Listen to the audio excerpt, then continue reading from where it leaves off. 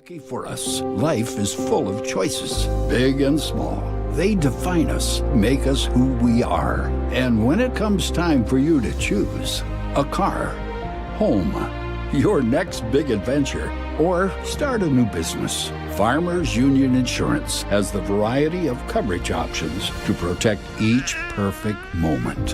Farmers Union Insurance. Contact your local Farmers Union Insurance agent today.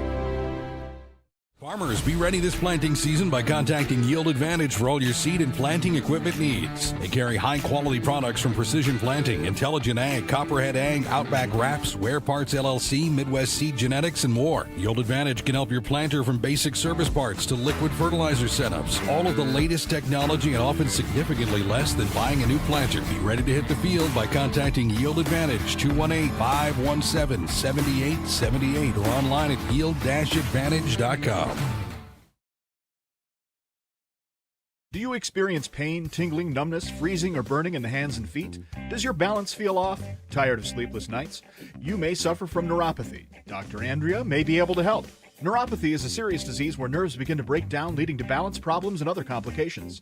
Our program addresses the causes, not just the symptoms. See if you qualify for our neuropathy program at Hornstein Family Chiropractic. Schedule a consult with Dr. Andrea at Hornstein Family Chiropractic, 701-672-1300. Hornstein Family Chiropractic, where chiropractic care is a family affair. The folks at Tyler Farm Supply understand that farming is hard work, and that's why they only offer durable and reliable short-line farm equipment that you can depend on.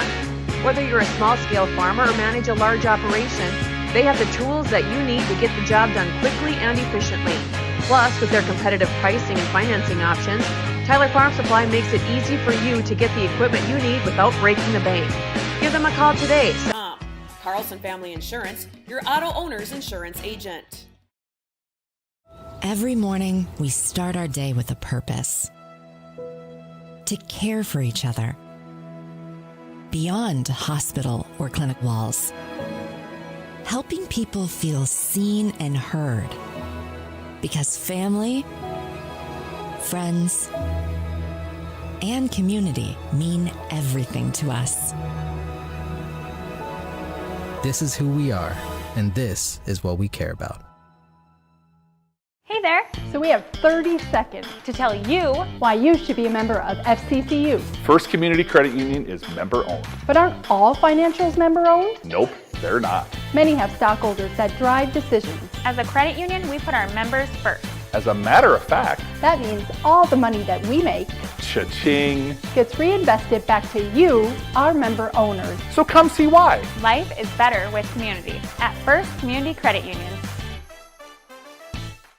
Comdell Innovation is now hiring production technicians for a variety of shifts with opportunities to make $20 or more per hour. Work in a clean, climate-controlled facility. Second shift, 4 10-hour days, every weekend off, 3:30 p.m. to 2 a.m., and 4 crew rotation, straight days, 7 a.m. to 7 p.m., or straight nights, 7 p.m. to 7 a.m. Apply in person or online at ComdellInnovation.com. Comdell Innovation of Wahpeton, an employee-owned company. Every business begins with an idea. With dedication, hard work, and high-speed broadband, that idea can grow into something giant. The member organizations that form BAND are proud to support North Dakota businesses every step of the way, from the soil to the stadium.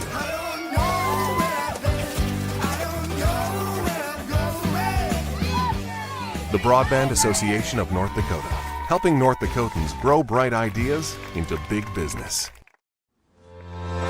Having the right insurance team will change the way you view insurance. Hi, this is Amanda from State Farm. My staff and I believe insurance is a tool that can help you plan for what can go wrong so you can focus and invest in what can go right. Amanda and her team are dedicated to serving you and the community. They are local, committed, and a trusted insurance team. See why they've been voted Best Insurance Agency 7 years and counting. Come see us. We'd love a chance to work with you too.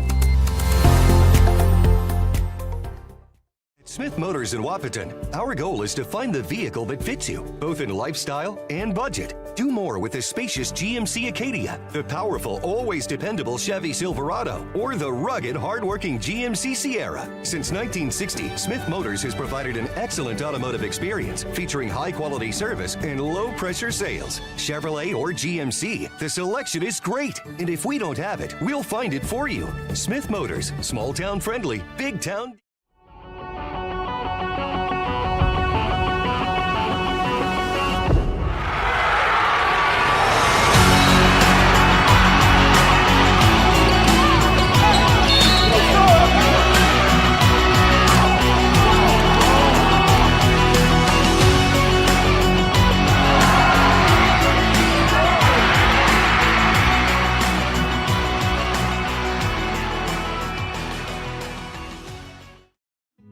Getting you back to what you love.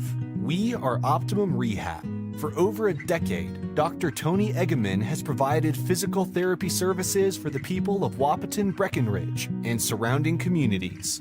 We're a small practice that sees our patients as individuals. Through hands-on techniques, our patients have their treatment plans tailored to their exact needs. Sprains, sore muscles, back pain, achy joints, rehab following surgery, you name it. Optimum Rehab is your answer. When you need exceptional physical therapy, you need Optimum Rehab.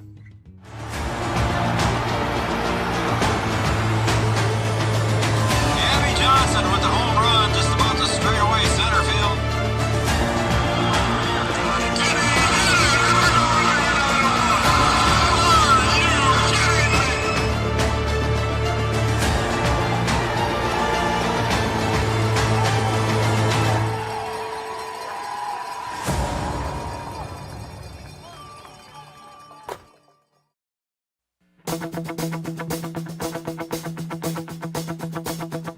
Welcome, everybody, to the Giants Coaches Show. Good evening, everybody, and welcome to the Giants Coaches Show. And it's also presented to you in part by Red River Communications, cable channel 28, Red River Communications, internet with a human touch. Is that better this time? I mean, it was all right, Okay. I guess. I mean, I don't know. You just make it weird. Well, you want it. You wanted me to wait till the music was fading. You just make it weird. I don't know. I mean, you could just. Is it ever right? Never right. Never is. I'm a coach. I'm never happy. That's right. That's what they say. Yeah, step up to the line. That's Pressure what they is say. on. That's right. That's what they say. So welcome, everybody, to the Three Borders Sports Network. And those of you, again, watching on Red River Communications Cable Channel 28, I'm Joe, and he is Brian Watson, head coach of the Lady Huskies. And right now we're joined here by Jeff Ralph, head coach of the boys Huskies squad. And we'll talk to Jeff here in a few seconds about what's going on with the boys, and pretty exciting stuff, I guess, to say the least here for the boys. Huh? A little bit. 2 years in a row, this guy. He was pretty jacked about it when he came in. I know, because he got that fancy shirt on. How about that? Yeah.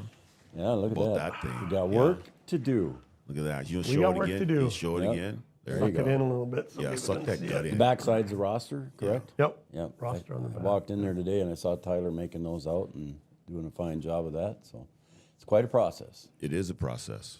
Yeah. So hopefully Husky fans will be wearing those tomorrow night. I think so, yep. I think our theme is purple tomorrow, so everybody should wear purple. Everybody wear purple. You get the late game. Late game. How about that? You kind of like that. Do you like that?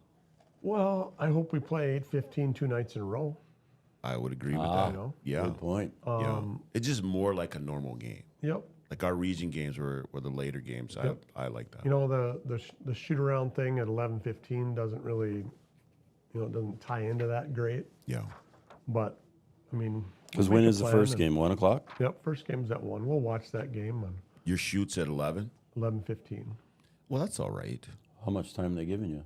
We get a half an hour. Half an hour. 15 on each end, and then Oh. we'll go through our scouting report after in the locker room to burn some of that time, watch the first game, and then. Is Beulah shooting at the same time you guys Yep. are then? Yep. Okay. Yep, You share shoot the with who court you with your play. opponent. Yep. Yeah. Yeah, I don't. What's the correct way to do it? I don't know. They went away from that for years.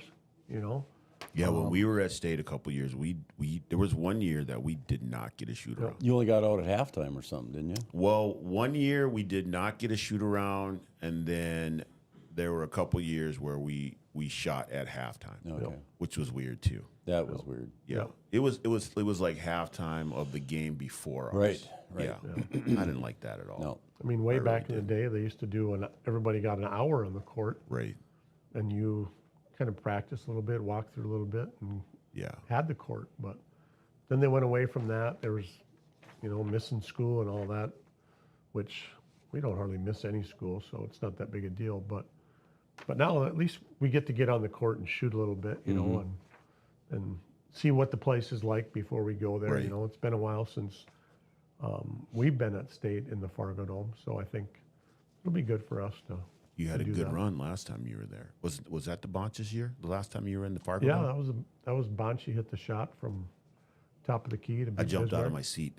Yeah, I did too. I jumped out of my I seat. might have too that night. You might have a little bit. I think you did. That was a heck of a game. Jeremy Yeah, it was. Bonchis, I mean, the kid had, 2 game winners in about 2 weeks, beat Red River at home, hit a big shot. Yeah, that's right. That dude was cold-blooded. I still, to this day, can't believe they let him get the ball back. Right? I to this day, I cannot believe they let him get the ball back.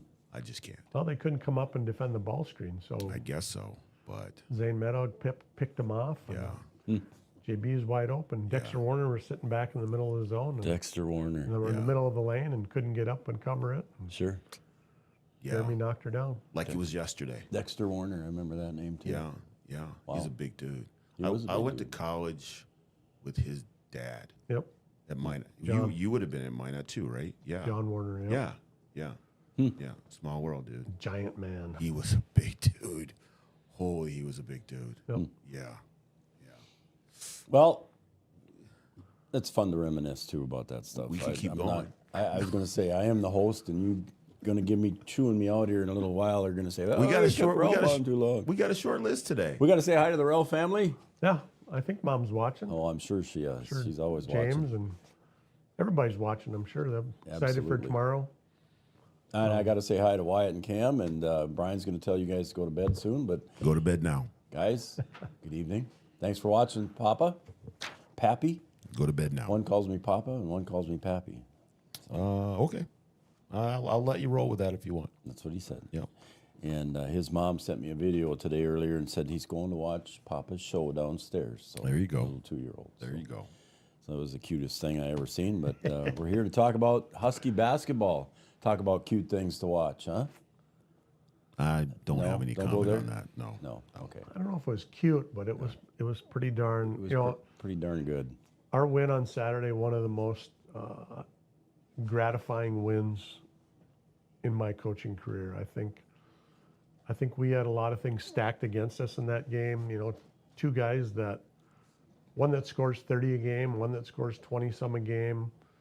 And I think our kids, as good of a adherence to a game plan Yeah. as we've had all year. And we had those 2 kids so frustrated defensively. We were physical without fouling, which was big. And I thought we had them out of their game. And then we had some kids just step up and make big plays. Cooper Kumo He had a hell of a game. had a heck of a game. 13 points. Hit a huge 3 at the half. We Yep. got an offensive board, come back to him, and a little bit desperation with a 6'6" guy running at him, and knocks her down, and gets us up by 13 at half. Yep. Just a big game for Cooper, and we've seen spurts of that from Coop. But even with all of that, defensively, I think we got him listed at 6 foot or whatever on the roster, which he's not. But he's guarding 6'6", and he locked that kid down, Yeah. and he really did a great job defensively. Yep. And 13 points, 6 rebounds. He had an assist. His defense was fantastic. Cooper. I think you can make a case that he kind of made the difference in that game for us. I thought he was the player of the game. Yep. I would say so. And then Al with 10 boards. Yeah. He got 6 points and 10 boards. I mean, that's a big night for Al with 6 points.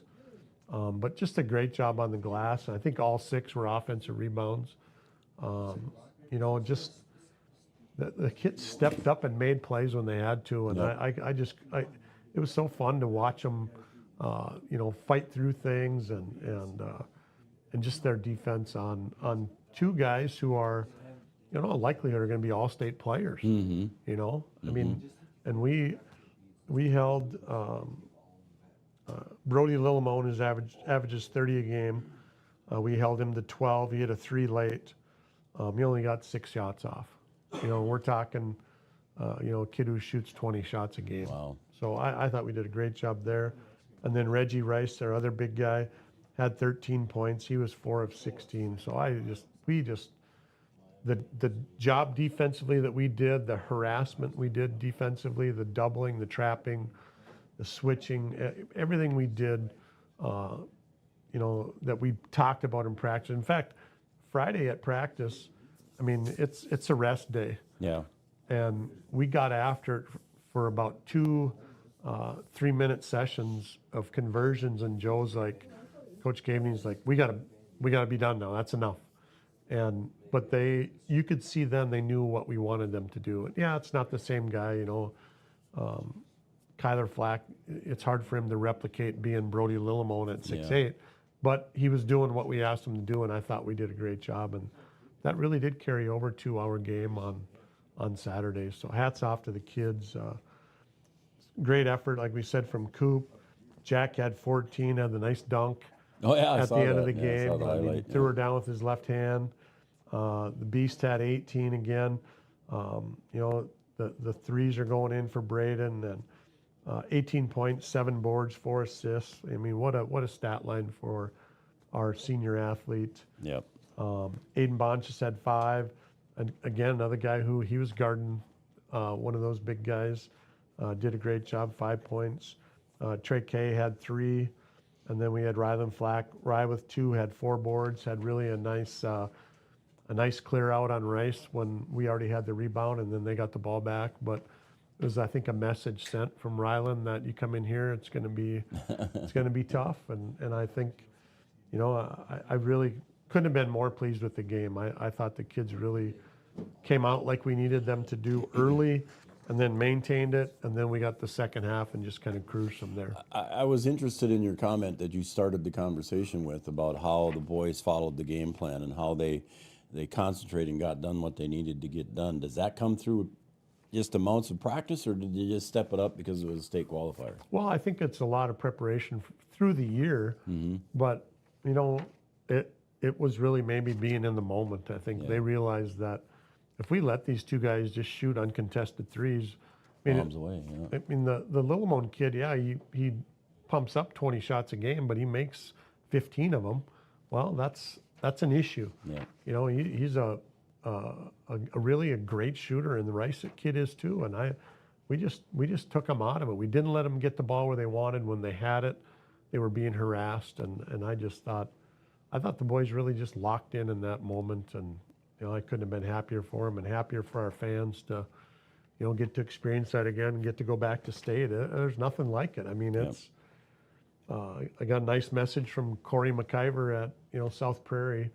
And that had a heck of a year, and he messaged me and said, coaching in the state tournament is fantastic, but he said I'd give anything to put the purple on and play again for the Huskies, because he didn't get to go to state.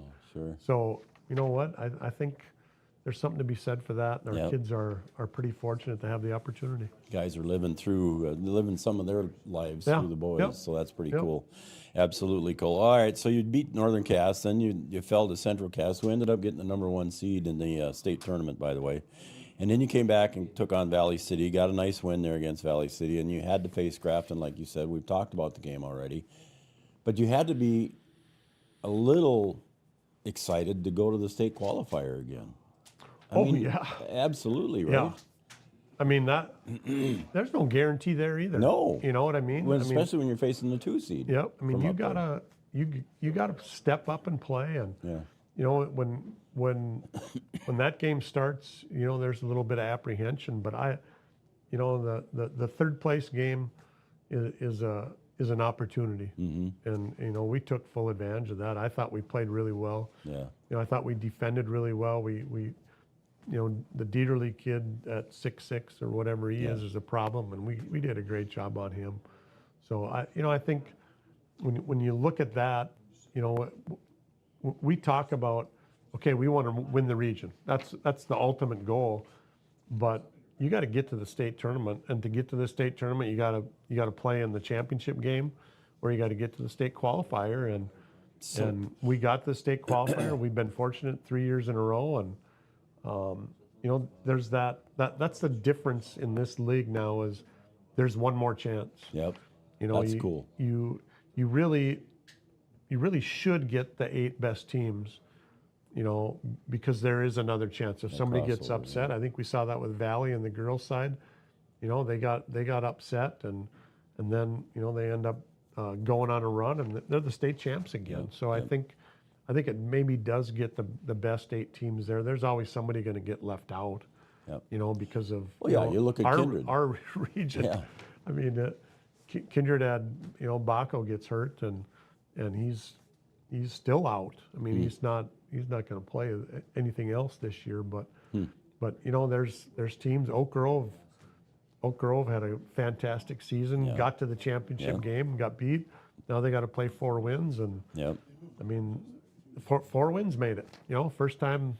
It's their 3rd year in the league too, and we beat them last year to go, and they made it back. So I think we're getting the best teams. I really absolutely do. And I know Brian would probably take part in this conversation too, but that's what this 3 division did, and I think it's a great addition to the whole state tournament, Brian. I think it's the most competitive basketball in the state, and I think that's when we talked about going to 3 divisions.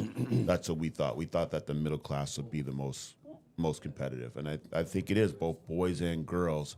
Yeah, are there some regions that are down or whatever? Yeah, not all the regions can be what they are, but consistently, it's pretty competitive basketball. It really is, both boys and girls. Yeah. And I think everybody tomorrow, if you don't play well, you're going to get beat. Yeah. Plain and simple. Yeah. And we saw that even in the first day of the girls' tournament. There are some teams where you're like, I don't think that they can compete with that particular team. But some of those games were way closer than what you thought. I mean, South Prairie was up there ahead of that in that first round game. But other than that, there were some games that you're like, I didn't expect this game to be that close. So once you get to the state tournament, like you said, you got to play good basketball, or else you're going to get beat. Yep, very much so. All right, what do we know about Beulah? And by the way, you're the 5 seed. You're okay with that? Seed. Yeah. I mean, that's not winning your region. How does it get determined how you got the 5 seed? Tell everybody how that works. Once all of the qualifier games were done. So when our game was done at 5 o'clock, email goes out to all 8 coaches, and all 8 coaches rank 1 through 7. You don't rank yourself; you rank everybody else. Oh, okay. And then they take that data and put her together and put the bracket together. So I think I had mine pretty close to. So it was the 8 coaches that voted for 7 teams. Yep. Okay. Yep. So I don't know where we were going to fall, but I pretty much had.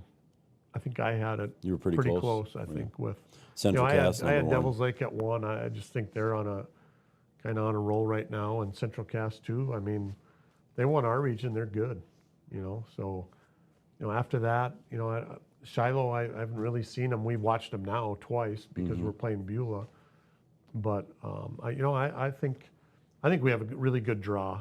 Okay. Beulah's got 2 guys. And I don't want to say kind of like Grafton, because their 2 guys are 6 foot and 6'1" instead of 6'6" and 6'8". But they got 2 kids that can fill it up. The Shirados, their dad's a coach.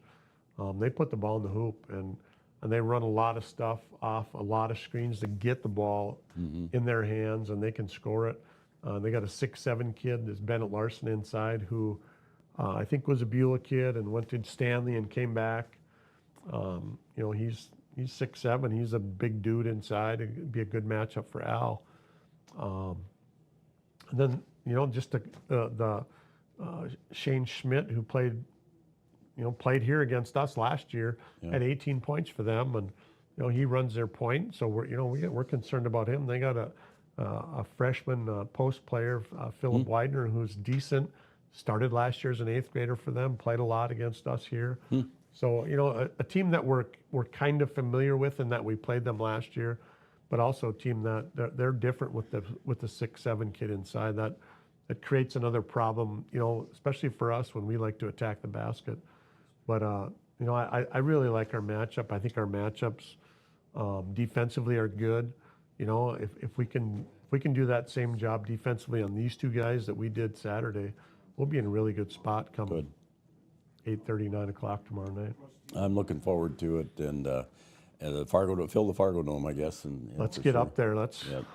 No school Friday. I mean, there's no reason not to get up there. That's right. There's no school. And pack the house, wear your purple, and get out and support the Huskies. I mean, I've had so many emails and messages, and you know, we got a nice card from Senator Lewick and his wife, and you know, gonna buy us some pizza after a game one night, and I think that's pretty cool. And just all the other things, you know, Grippers doing the T-shirts, and just lots of people reaching out and wishing us good luck. And absolutely, there's a lot of Husky fans out there. Best of luck to the boys. Brian, you got anything else for Coach here before we go? No, I mean, he's right. It becomes a community event. I mean, I think that's and you're getting the escort out of town tomorrow too, by that's right. At 9:30, and they'll be honking the horns and blowing the sirens. And I think it goes from the school north to 16th. Yep.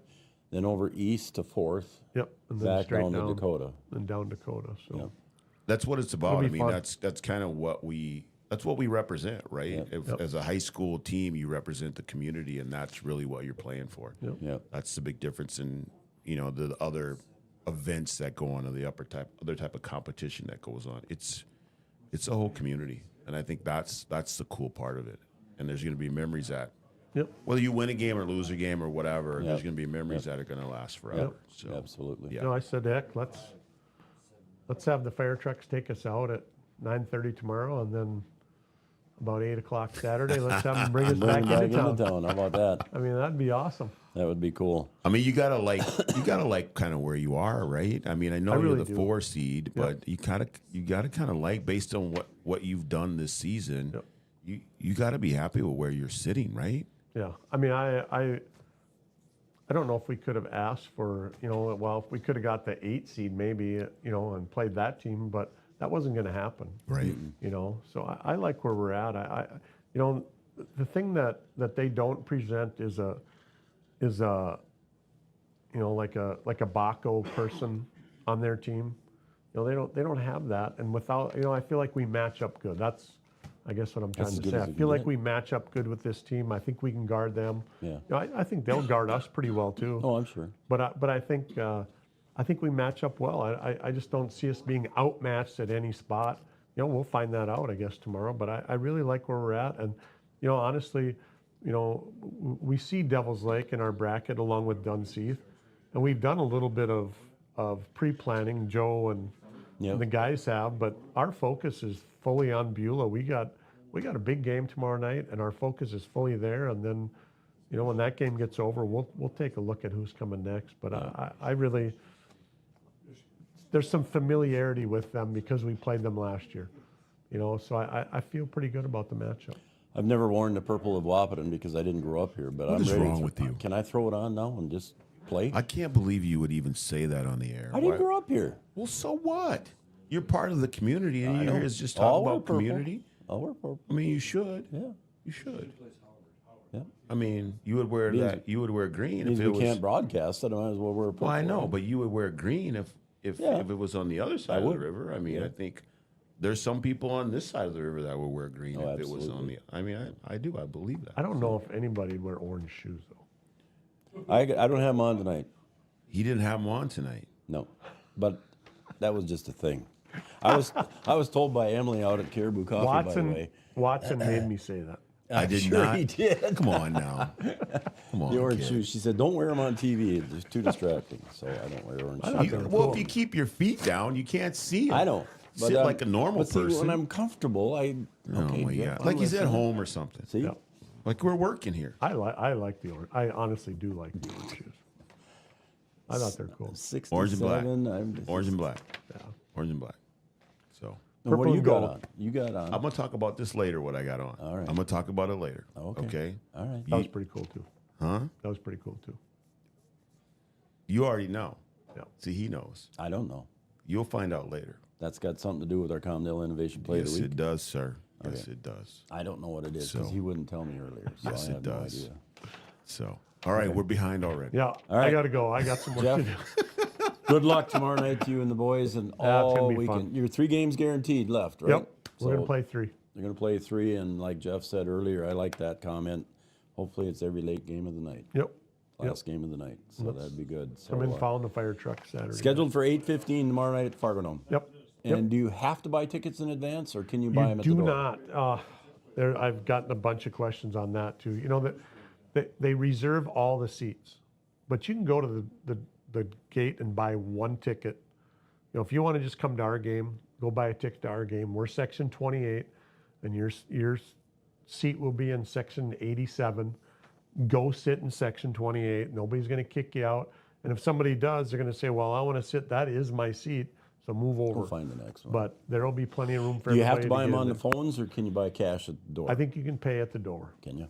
Yep. I know they. Girls tournament, we could pay at the window. Could you? We could pay cash there. Now it's in The Fargo, only- so I don't know. The only general admission tickets are for students. And those are just $5. So load up your car with everybody, and Yep. And no school Friday. no school Friday. So Have at get it, up to the kids. dome and have some Dippin' Dots Have and that- get after it. Have Let's cheer for the Dippin' Huskies. Dots. Or my grandsons are in now, I'm sure. All right, Jeff, Ralph, good luck to you and the boys. Thanks, for Joe. the weekend. Appreciate Appreciate it, it. You man. bet. And, hey, we're going to have one last show with Jeff next Wednesday night, right? We're going to wrap it up. He for might this be evening. the only guest. I think so. Yeah, you're going to get your own show. So his own show. What's new? What's new? Just like every other night. Right. What else is new? Hey, but we got Bogey waiting out there, so we'll get the Bogey coming up next after this commercial break. Good luck to the Huskies. We'll Thanks, see you Joe. next week, Jeff. Appreciate it. All right, we'll be right back.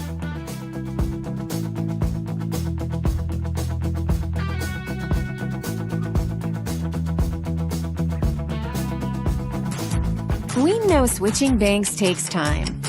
But what if we told you that at Bell Bank, we have a team that knows you by name? Worth it. Or real people that answer the phone within 22 seconds. Worth it.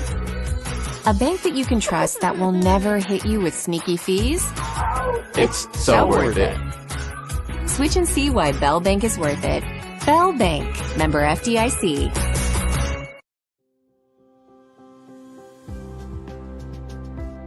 Minn Kota Ag Products has helped farmers with all their agricultural needs as the farming industry has expanded. They provide farmers with all their chemical, fertilizer, seed, grain, and elevator needs. They also offer deep band tillage, chemical application, and fertilizer application, just to name a few.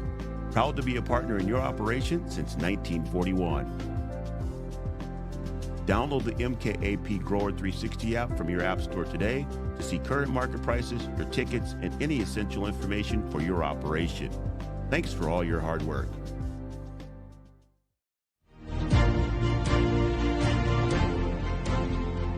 At Interstate Engineering, we're more than engineers and surveyors. We're partners in building stronger communities. For 50 years, we've partnered with communities across the Great Plains region, from airports to water systems, transportation to recreation. Our team delivers innovative solutions with integrity, loyalty, and a passion for helping others. Interstate Engineering, improving life, one community at a time.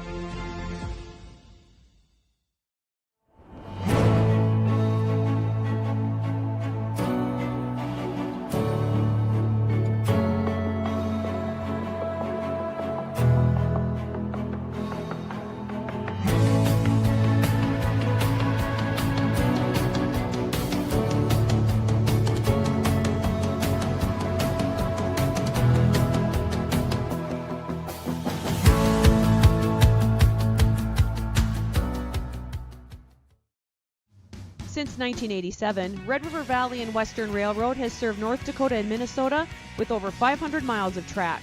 Red River Valley and Western handles shipping, freight car repair, storage options, and now transload services. With over 30 years of experience in the railroad industry, they know dependable service is what you strive for. Red River Valley and Western is proud to be a part of the community since 1987. What does primary care mean to us? At Sanford Health, it means being there when and where you need it most. It means building a relationship, because when a provider really knows you, they can deliver the best care for every aspect of your health and your life. So what does primary care mean for you? It means understanding your health for today and for where you're headed next. It means a lifetime of care for a lifetime of you. No matter what time. Welcome back, everybody, to the Giants Coaches Show, and it's presented to you by Red River Communications, Internet with a Human Touch, and Red River Communications Cable Channel 28. Get your feet off the table. Come on. It's the last Really? show of the year for Bogey. Yeah, I know that, but seriously? What? You know what happens when you put your feet on the table, then it moves, then I got to move the table. I got that thing right where I want it. Yeah. And then now you guys have your feet on the table. And what's your point? You guys are making it a problem for me. Chad, that's okay, isn't it? We thought you wanted to see our shoes. No, I don't want to see your shoes. Oh, I don't want to see the oh. dirty. Now we got to clean the dang table. Oh, okay. I mean, come on. I took my drink off of there just because of that. I took my water Well, off now of we there can, and put it but over I can here. still see the paper behind you on the floor, though. Oh. I mean, come on. Okay. I'm trying to produce the show. Professional atmosphere. I'm trying to make it as professional as possible, Yeah. and then you got papers laying all over the place. You got your feet on the table. Yeah. I mean, what would your mother say? What was it? What's the table for then? Yeah. Yeah. Good Aesthetics. Aesthetics. Oh. It's to break up the shot. You guys know anything? Not really. You guys, you stick to play-by-play, and you should stick to That's coaching. why- that's why I'll you be get the the big bucks. producer and director. Yeah, that's why you get the big bucks. Well, I don't know what the big bucks are, but I mean, I'm just saying, big bucks are pretty small right now. Hey, 22-8 season for the Cowgirls. Pretty good year. Not Yeah. bad. Yeah. We'll take that, huh? Write that down on paper. Yeah. Yeah. Yeah. So Had a good tournament there. Coach Tony Bogenreef, by the way, joining us here on the Coaches Show, and appreciate you coming in tonight, Yeah, Tony. And thank you. you didn't have anything else to do. Your final show tonight. Well, I he's mean, it's getting- only like 50 degrees out. I know, right? It's That's seriously. Like I had a meeting before this, and then I had to come over and do this. I'm like, I should have said no. Should have said no. You got your civic duties done in a hurry tonight. I did. You beat me here tonight. I which was did. surprised. I did. I told you. I'm like, hey, we'll be done. We'll be done. Not like the old president of the park board. He liked to drag meetings out. But oh, wait a minute, that was you. That was I'm me. sorry. Yeah. All right, here we go. Let's get this done.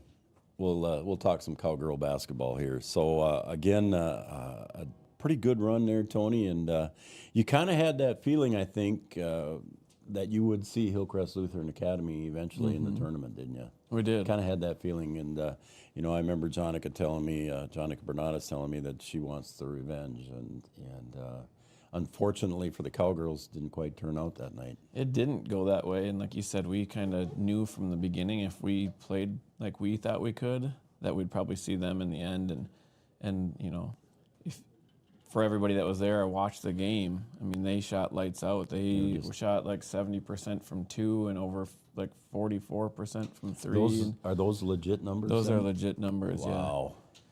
Yeah. I knew it was high, but I didn't know it was that high. Yeah, and it wasn't, it was obviously their Brett's lofts were hitting and stuff, but their center stepped out and hit a 3, so it was just, everything was falling for them, and we just couldn't recover, and we were down 14, I believe, at halftime, and just kind of kept it at that, and we're never able to really gain ground.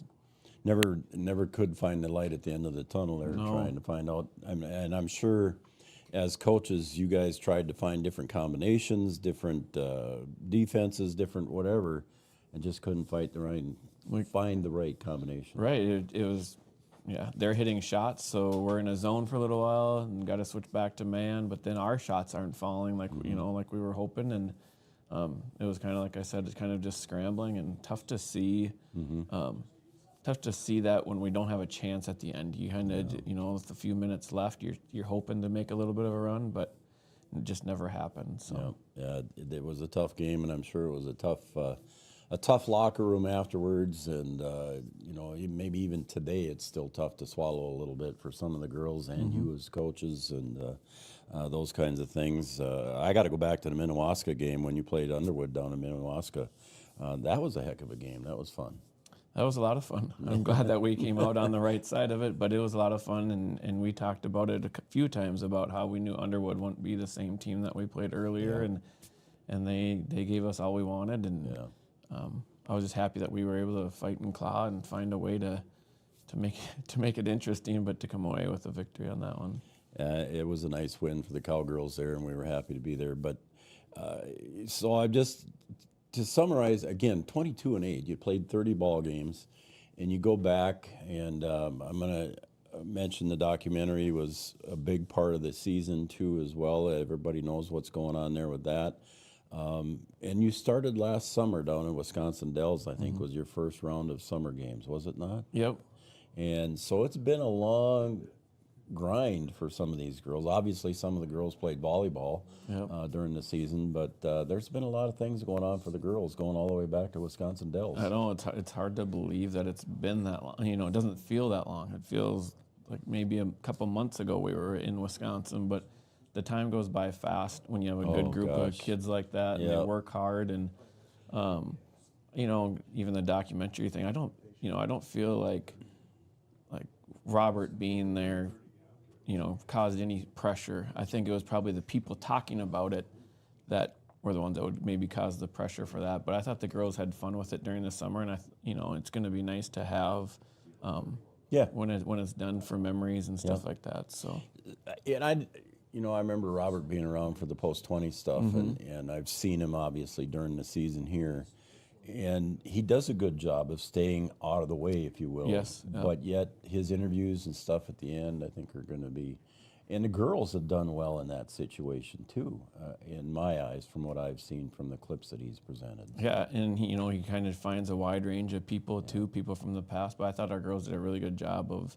they spoke well and just brought up some really good points in some of their interviews. Yeah, so a good season, long season for the Cowgirls. And now I'm going to ask you just a couple of questions here. And I kind of prepped you a little bit here, but maybe you've had a chance to think about it or not. But what's been the biggest thrill of the season for you? What was the biggest memory of the season for you as a coach? I mean, yeah, there's a lot of wins you could talk about, but is there one single thing you can pinpoint? I think if you look at just that it was the first time that we've gotten to the section championship since 2001, that's probably the highlight of it. Yeah.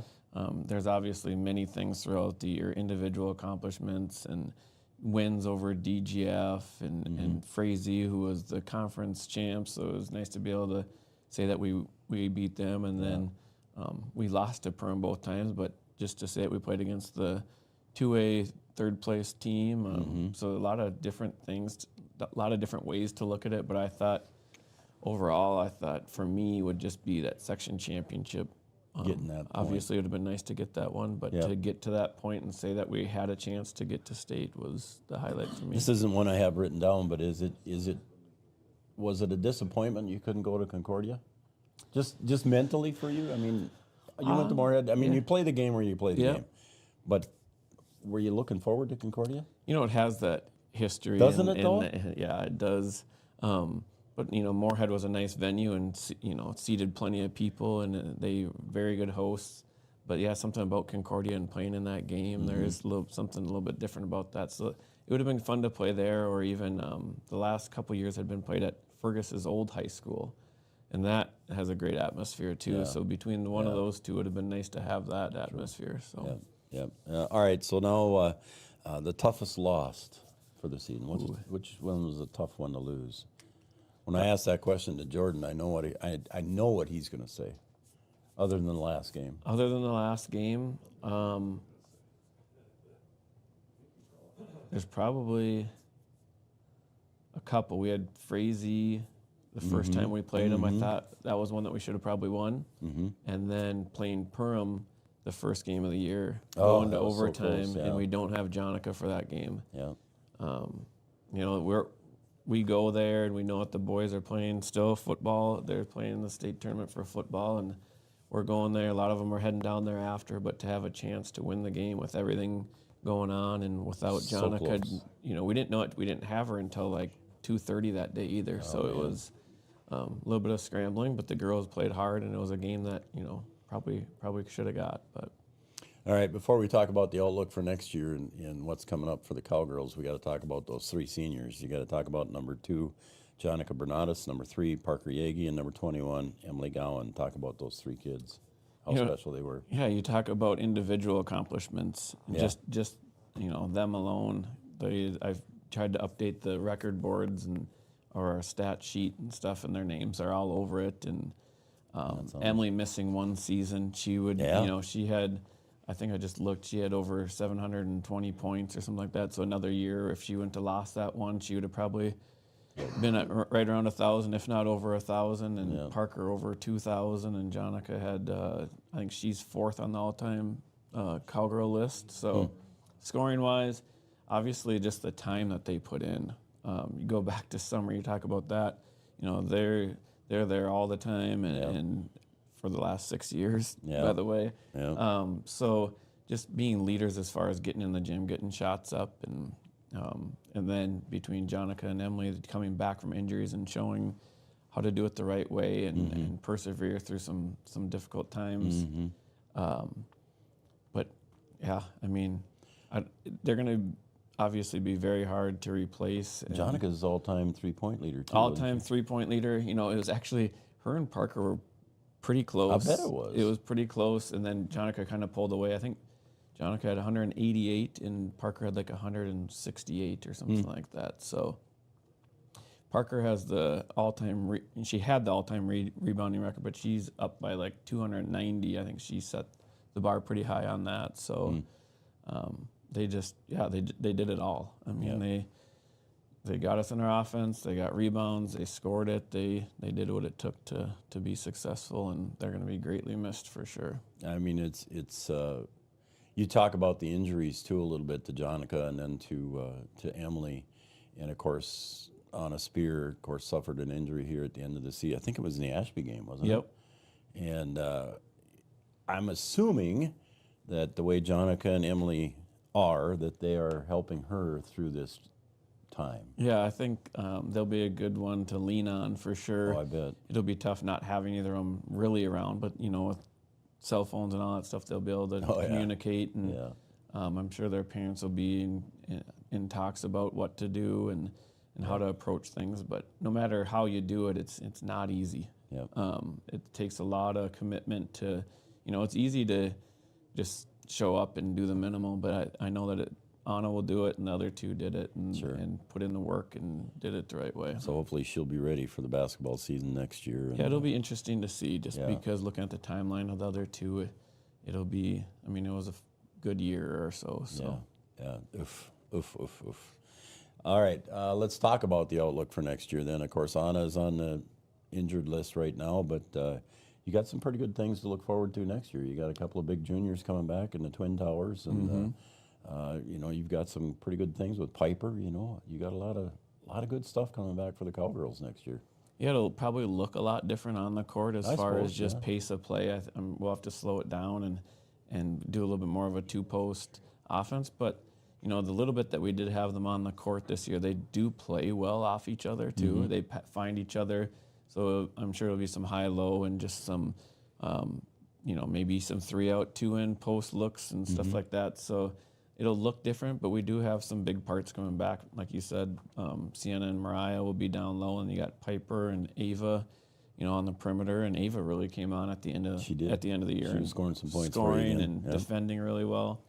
And then you got some young girls that, I thought played a really good JV season and were really good for our scout team. You got Harper Hegger, played a little bit here and there for us, and Sydney Tischer, and so we have some young girls that are going to be willing to step up, and that's the fun part too, is just seeing how much they grow from now until next November. Harper's got and I mentioned it to her mom and dad the other day, maybe it was a few weeks ago now, but Harper's got such a nice rainbow shot. I mean, she has got something, the arc on there. It's just a beautiful shot that she's got there, even from the free throw line. So just kind of fun to watch. Yeah, her an 8th grader. Yeah.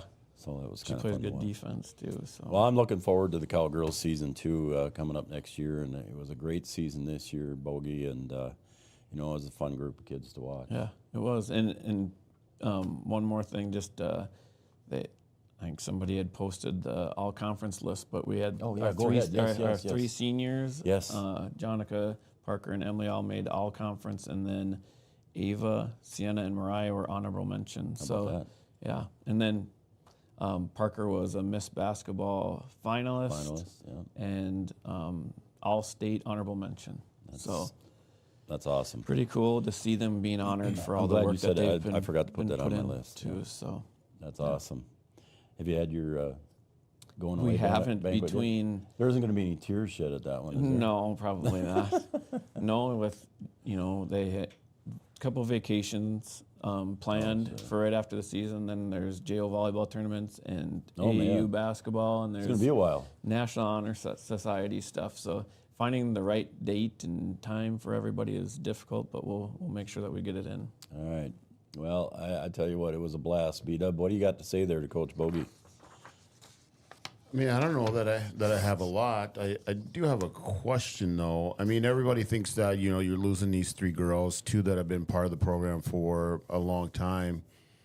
But can you talk a little bit about the value of having your young kids experience that group that you're losing? Being able to see how those girls work and what's the effect that they will leave with your team now that they're going to be gone?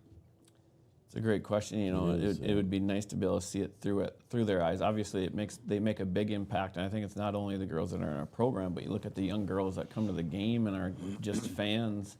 I think I remember as a kid looking up to kids and pretending like you're them, but to see the work, like the girls in the program got to see how much work they put in and how they went about it and just all those things. I think they kind of set the bar or set the tone on how things should be done going forward. And I think our younger girls will be able to grow off that and hopefully be able to kind of do exactly what they did or approach it the same way, try to be like them. Yeah, I think that's kind of the reason why I asked the question, because I think that for those girls, maybe they do, maybe they don't, I don't know, but I don't think that they understand fully the impact that they have. I think they think so much about, the season and, where they finish and whatever, if they go on to state or not making it or whatever. But I think that they really need to understand that the impact that they're going to leave, it's just huge. It's not just this one season or their 6 years that they were there or whatever it is. It's going to last for a long time. Yeah. And I think it's all positive. They've been so valuable to the program that their legacy is gonna linger on for a bit. I think your program's in a better place for that. So. I agree. Yeah. So. And they had starting as 7th graders and 8th graders for Emily, they had some girls to look up to too. So they took what they had and then just kept on building what they already had. Yeah. So they are definitely a special group that a lot of kids will look up to for years to come. Cowgirl traditions. Oh. All right, you're going to take a little vacation pretty soon? Yeah, we hope to. Good for you. Yeah. Get away and kick back a little bit. That's right. You can't go down the water slide at Wisconsin Dells this summer. No, I think that might be a little bit. So maybe a couple years. You went to Disney last year. Did you go to Disney last year? It was last year. It was last year, right? Well, you can't do that. You got to find something else to do. I know, we will. There you go. He'll find something. There you go. His wife will find something for him to do. Yeah. Yeah, you don't plan on me planning anything. You're done planning stuff for the winter now.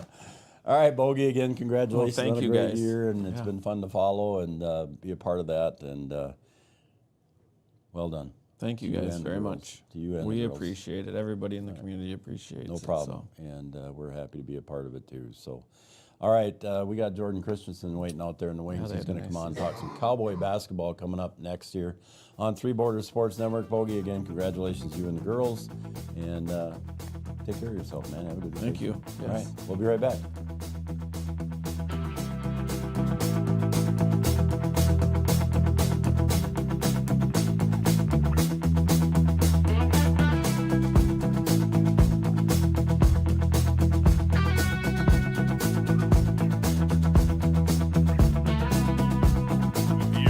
A farmer's relationship with Red River Grain Hefty Seed never changes.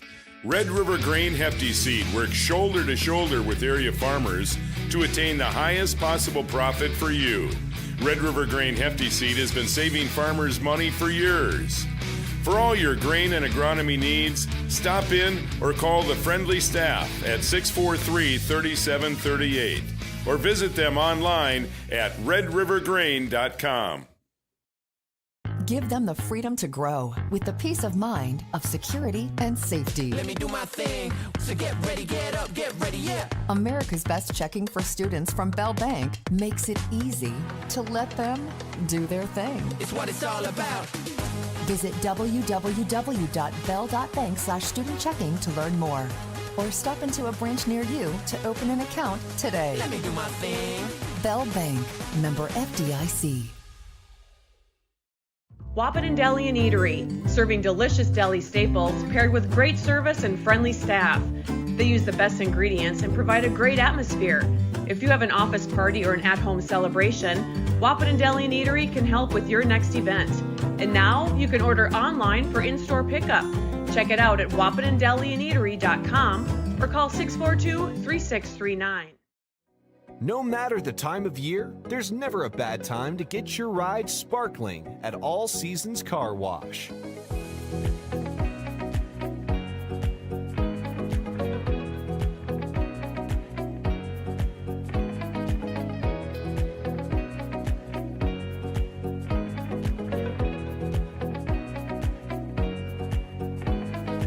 Your ride deserves to shine all year round. We'll see you at All Seasons Car Wash.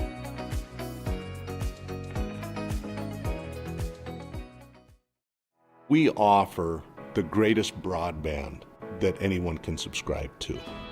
And that's because of the infrastructure that we have been able to build over the last decade. You know, we're talking 10 gigabit per customer. That's the network we're building. There's days I think about what's the network going to be after I retire, where it continues to evolve. And if it evolves as much as what it has in the last 73 years, we can't even dream what it's going to be in the future. Lucky for us, life is full of choices, big and small. They define us, make us who we are. And when it comes time for you to choose a car, home, your next big adventure, or start a new business, Farmers Union Insurance has the variety of coverage options to protect each perfect moment. Farmers Union Insurance. Contact your local Farmers Union Insurance agent today. Farmers, be ready this planting season by contacting Yield Advantage for all your seed and planting equipment needs. They carry high-quality products from Precision Planting, Intelligent Ag, Copperhead Ag, Outback Wraps, Ware Parts LLC, Midwest Seed Genetics, and more. Yield Advantage can help your planter from basic service parts to liquid fertilizer setups. All of the latest technology and often significantly less than buying a new planter. Be ready to hit the field by contacting Yield Advantage, 218-517-7878, or online at yield-advantage.com.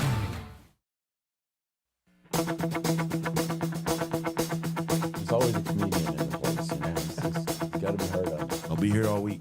Welcome back, everybody, to Giants Coaches Show, and it's presented to you by Red River Communications and Cable Channel 28. Red River Communications, internet with a human touch.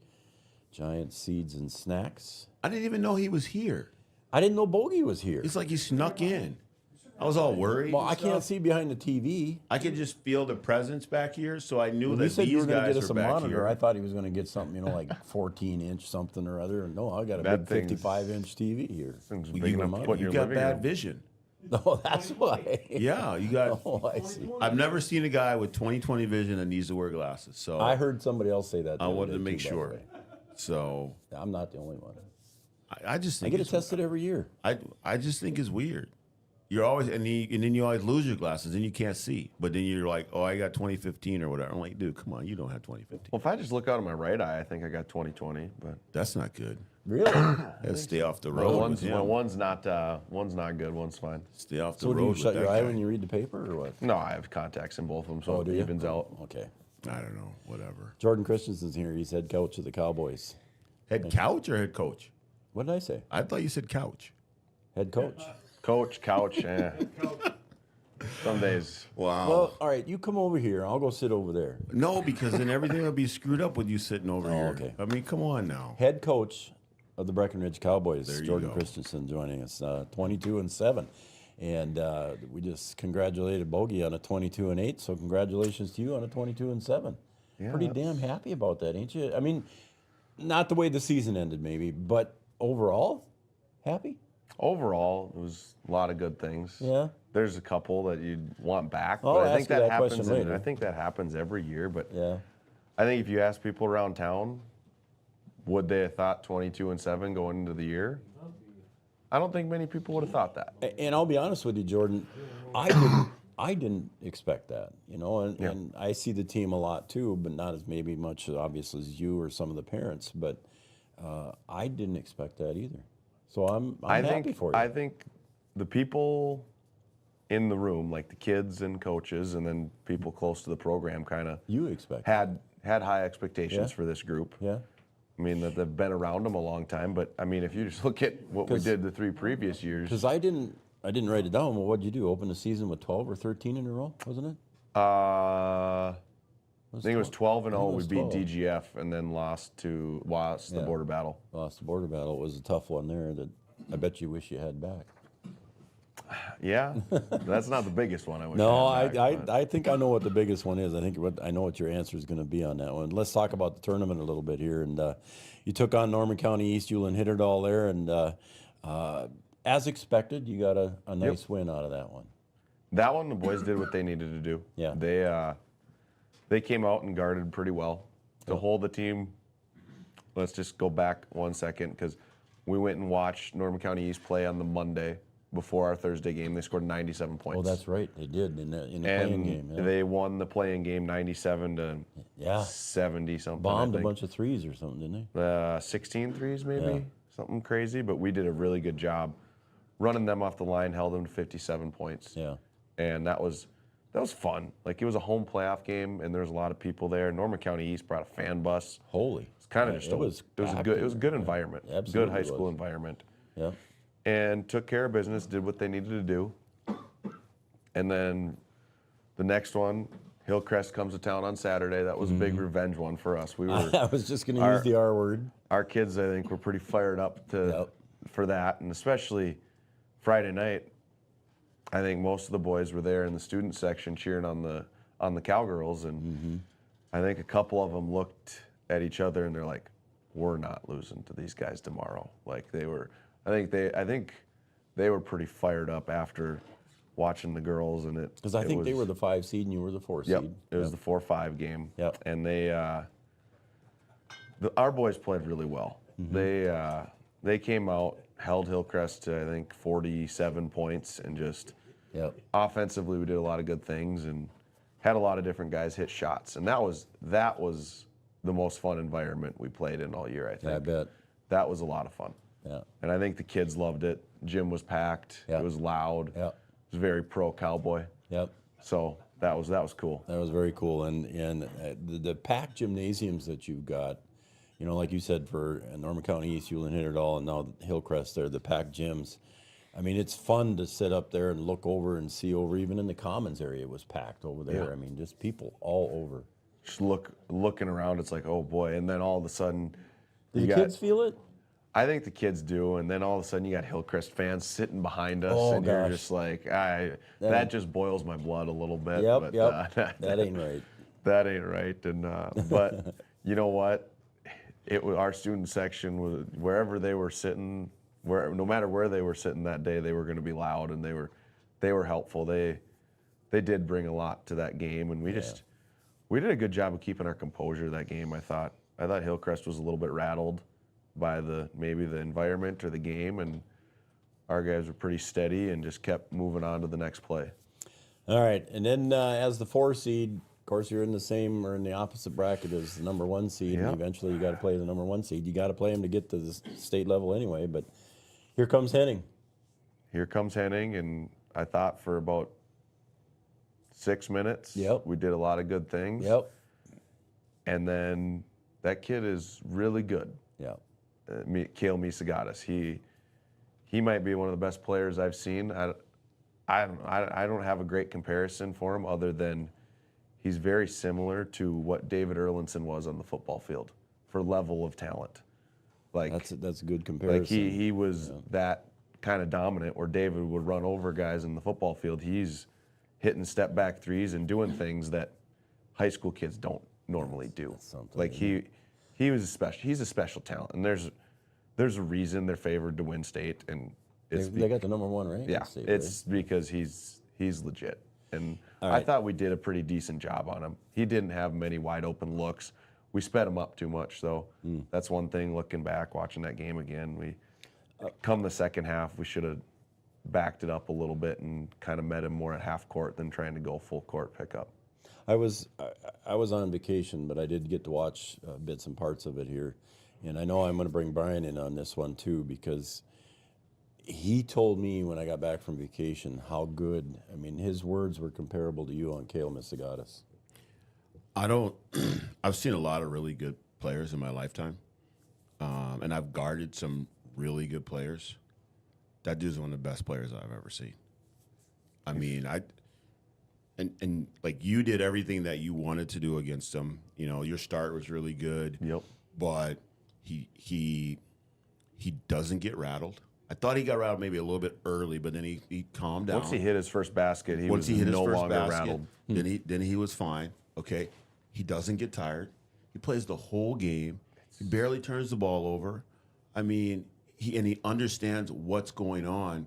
And for a player of his caliber, he doesn't force anything. Yeah. No. You know what I mean? Like sometimes you get a guy like that, like, hey, I know what I can do. I'm just going to put it up whenever I get. He doesn't. He does everything within what they do. And that's what makes their team work. It's I mean, he has all the pieces. The part that I thought was really interesting is the other guys understood it too. Yeah. Oh. And so I don't know if you noticed it, Ryan, but it seemed like, I don't know if it was said, but the other guys seemed like they weren't allowed to dribble quite as much after we started the game. Because they'd all of a sudden sit there and do almost like a football handoff for him. But I think that some of that was because of your defense. Ball pressure. Yeah, your ball pressure was unbelievable to start that game. And they really couldn't do anything. And once they figured out, hey, we need to get the ball to this guy. And no one else. Then that was kind of where. Yeah. But when he's that good. Yeah. It's not a lot. You can send doubles, but when they can shoot 48% from three, the sending doubles kind of bites you. Yep. It's just unreal. I mean, there are other kids on that team that can shoot, that fill their role. Yep. And again, I don't think that anybody. I've seen him play twice now because I watched the WAP game, and after the WAP game, I was like, holy, I've never seen anybody shoot it like that. Okay, I didn't know if it was real, but after watching them play again, I think everybody on that team understands their role, which is hard to do. You know what I mean? Because you just get some kids like, hey, I want to shoot it too. Why does that guy get to shoot it all the time? I think that they all understand what they need to do. I think they understand what they are, and I think Southwest State's getting they're getting a steal. Yeah. They are getting a steal. Is Henning Senior heavy? Yes. Yes, they are. Yep. And they don't have much after those six, and no disrespect to the other players on their team. I mean, that's what they are. They're six dudes, and they're really good. And they got a really good leader and a really good player to take them. I mean, they just do. And it's like I would put our guys up against a lot of the other section champions and like to play a game against them. I'd like to see it. Because if we're not in Section 6, right? Mm-hmm. And I mean, I'll take our chances, honestly. Like they might go. Henning might win state. They might get third. Like I don't. And then how about one of the two? Probably. Maybe if you're AA, you probably go to state. I was just gonna say that. How about the AA situation? I mean, come on, man. It's just kind of. I mean, but it is what it is. It's just kind of the way that things work because you play in a conference with a lot of AA schools. You beat those schools. Perm twice. You beat Perm twice. Beat Perm Perm goes twice. to state. And now they're in state. I mean, it is what it is. I mean, it's the nature of the beast. But like I always say that, yes, you have to be good in order to win a state tournament or to get to state, but you have to have a little luck too. Yeah. And luck was not on your side this year. No, and I think it's those moments where the kids were having fun, enjoying themselves was something that's going to stick with me more than almost anything. That's awesome. Like that you just kind of we were sitting there as coaches and like, hey, they're enjoying this. Yep. And we hadn't got that vibe when, I mean, when you win not a whole lot of games for 3 years, it's not quite like that. But it was just, had fun being around each other. Is and that just, where Isaiah, you're seeing he started rapping for the boys? That's where Isaiah was rapping on one of the bus rides home, and they were having a lot of fun, Well, and I they were can playing see. some old school stuff like that I Oh, grew up nice. listening to. I was like, hey, here we Nice. go. Well, I can see by the smile on your face, and that does bring a good memory to you. And just now, I think I know the answer to this question, but I'm going to ask it. What was the toughest loss of the season for the Cowboys? I want to know what you think. Staples Motley, 1 point loss. No. Park Christian. Really? We beat Park Christian. We were on the opposite side of Henning for sure. Right. And I would agree guarantees us. I would agree with that. We beat Park Christian. It would have guaranteed us the 3 seed. Oh, sure. Just from the seeding standpoint, the coaching standpoint, that one we didn't play well. See, I was shot about 20% from 3, took a lot of them. But the question is then, would you have rather? I mean, you're going to be kind of in the same spot. I'd always play. You'd rather play Pelican, than Henning, and then play Henning in the championship. I'd have loved another shot at Pelican, too. Right? Oh yeah, right. See, I was going at it from the standpoint of the Heart of Lakes, just that close to the second Pelican one probably hurt the second most. Okay, that one we had our chances. We had quite a few things that we just didn't do, and winning a game in Pelican would be pretty sweet. But those 2 games that you lost at home, the Park Christian game and the Hillcrest game, those are the 2 deciding factors that put you on the other side of the bracket. Yes. Yep. Yeah. Yeah. Well, the announcer guy was wrong. You're not a coach. No, I'm not. I don't understand some of these things. I like to do that to him. All right. I really do. Let's talk about your seniors there, Coach, and we'll give them some cred. We got some great seniors that we're gonna miss them kids. We're gonna miss them, and I don't talk about the girls. Well, the boys are the same way. You know, you got Coop. We're pretty similar. We just have. I mean, when you play 10 guys or 11 guys, you're gonna have more returning, so that's gonna help. But just between Cooper and Levi, Charlie, Jackson, and then Isaiah, who didn't play a lot of varsity, but they're just good kids, and I'm gonna miss seeing them at practice every day. Like that's part of the thing that's gonna stink is, like, you get to know these kids pretty well, and you get close with them, and then it's like, okay, your time's up. Not gonna see you again. Maybe you'll show up to a few open gyms and like pop by, and because you think about it, how many times? If I think about how many times I see guys that come from past years and come in and like. I'll see Jacob Kunkel and Eli Butts come into the weight room, but there's some guys when they leave, they're gone for 4 years and you don't see them for a long time, and it just kind of stinks. And they're like, the impact on the floor is going to be huge. Cooper did a lot for us, did a whole heck of a lot. He actually is going to end his career with like, I thought it was 1,000. It's over 1,000. I thought it was 1,061. I think. Okay. But then he's 3rd on the rebounds and 3rd on the assists. All time in our school. So I don't know how, that's kind of crazy. There's not another kid in both those 2 categories there. So that is kind of crazy. We're gonna miss Cooper, and then we're gonna miss Levi just did a lot of little things. Yep. He was a tough kid. Like just played through a knee injury most of the season, and the foot quickness by that kid. Levi's foot, I mean, he was quick with his feet down below. He was. I don't know where that came from because none of the rest of the boys. It wasn't from the rest of the family. I don't know. Jonah and I never got blessed with any of that. That's for sure. But no, we're gonna miss him, and Charlie and Jackson on the offensive end. They could do some stuff that most kids can't, and it's gonna be a tough adjustment. Now we have a lot of kids that are excited about basketball. I think that's one of the best things about having this season is now kids are like, Coach, can I get in the gym? Can I do this? Like, it's exciting, it's cool, and the kids are all, for lack of a better word, bought in at this point, and they want more after they had that taste of success this year. That's awesome. And you know, you talked about it a little bit. I was going to ask you about the outlook for next season, but you can expand on that if you want. But again, great senior leadership for these younger guys, and you got some guys that I don't think the shelf's empty. Shelf's not empty. I just don't think we're going to understand how much Cooper did on offense until game 1, when we're going to have to hold the team to 50, probably. But the biggest thing is, like, with this group is they're a group that wants to work. They want to go do a summer league. They want to do all this stuff, and that's huge, because that's going to benefit them big time. But I mean, we really played like 11 guys throughout the year, like meaningful minutes, and we're going to bring back 7 of them.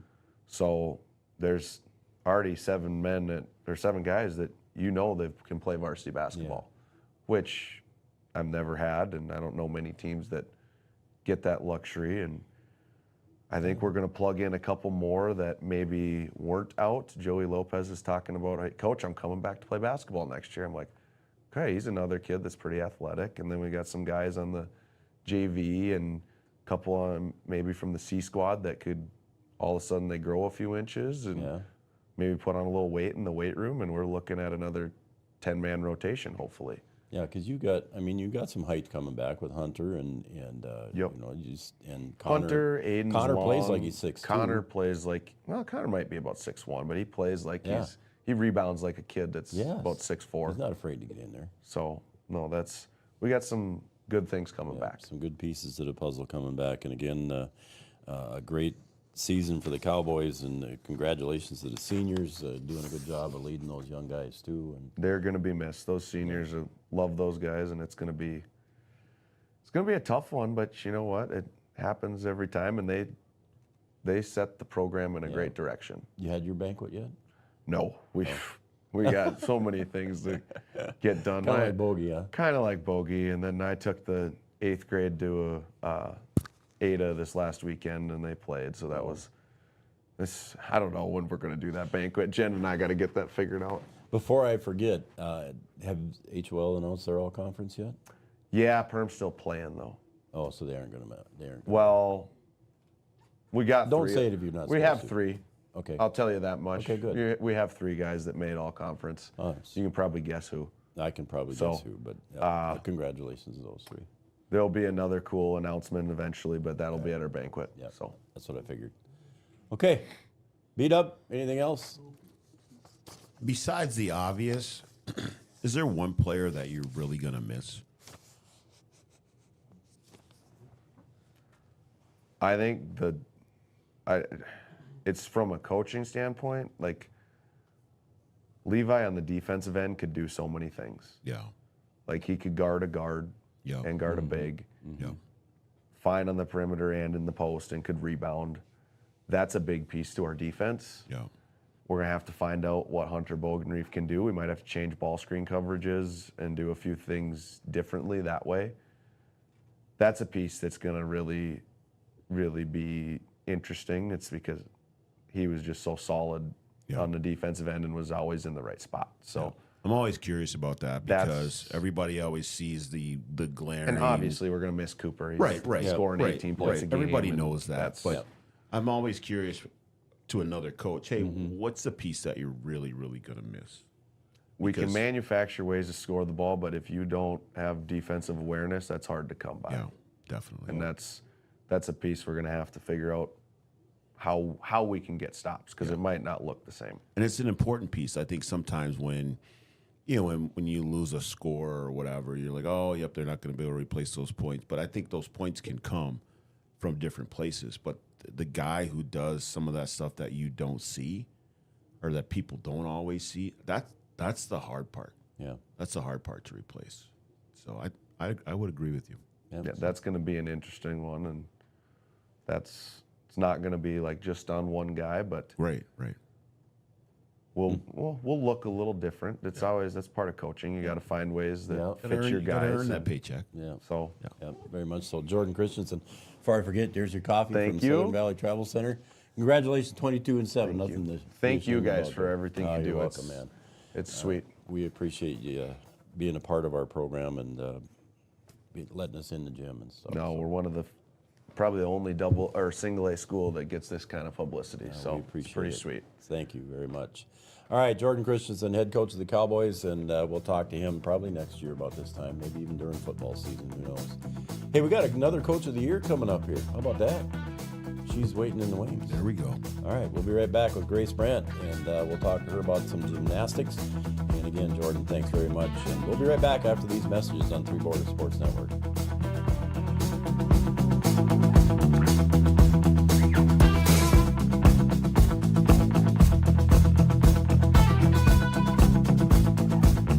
Experience pain, tingling, numbness, freezing, or burning in the hands and feet? Does your balance feel off? Tired of sleepless nights? You may suffer from neuropathy. Dr. Andrea may be able to help. Neuropathy is a serious disease where nerves begin to break down, leading to balance problems and other complications. Our program addresses the causes, not just the symptoms. See if you qualify for our neuropathy program at Hornstein Family Chiropractic. Schedule a consult with Dr. Andrea at Hornstein Family Chiropractic, 701-672-1300. Hornstein Family Chiropractic, where chiropractic care is a family affair. The folks at Tyler Farm Supply understand that farming is hard work, and that's why they only offer durable and reliable short-line farm equipment that you can depend on. Whether you're a small-scale farmer or manage a large operation, they have the tools that you need to get the job done quickly and efficiently. Plus, with their competitive pricing and financing options, Tyler Farm Supply makes it easy for you to get the equipment you need without breaking the bank. Give them a call today, 701-642-8827.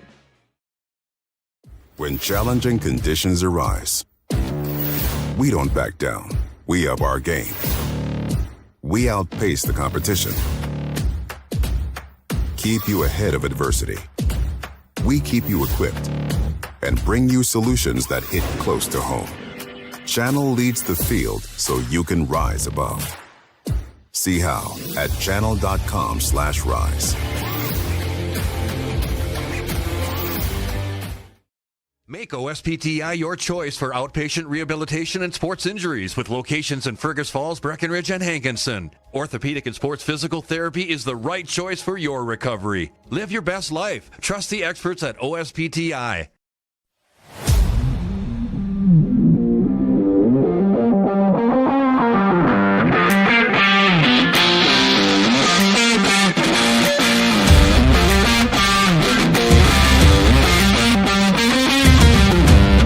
Fast turnaround, cute designs, and so many options. It's totally made for you. Comfy Vibes Co. Fast, trendy, custom, yours. Check us out at comfyvibesco.com. For 75 years, Corner Drug has been your trusted Health Mart pharmacy in Wapaton. As the prescription specialist, we're dedicated to your health. We provide immunizations to keep you safe, along with health pack compliance packaging for easy medication management. Plus, our medication synchronization ensures all your prescriptions are ready when you need them. Experience personalized care and expertise at Corner Drug, where your health is our priority. Insurance is an important safety net for your family, your home, and your business. Carlson Family Insurance Agency is your local auto owner's insurance provider. At Carlson Family Insurance, they work for their clients, not the companies. Customer service and satisfaction is their #1 goal.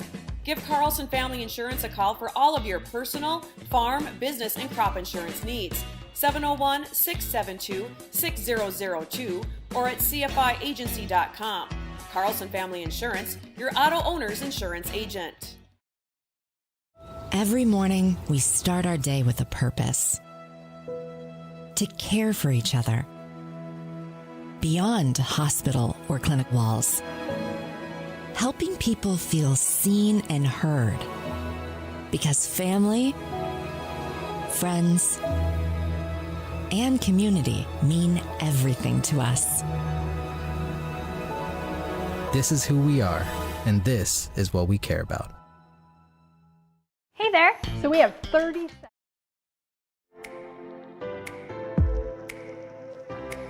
Chad.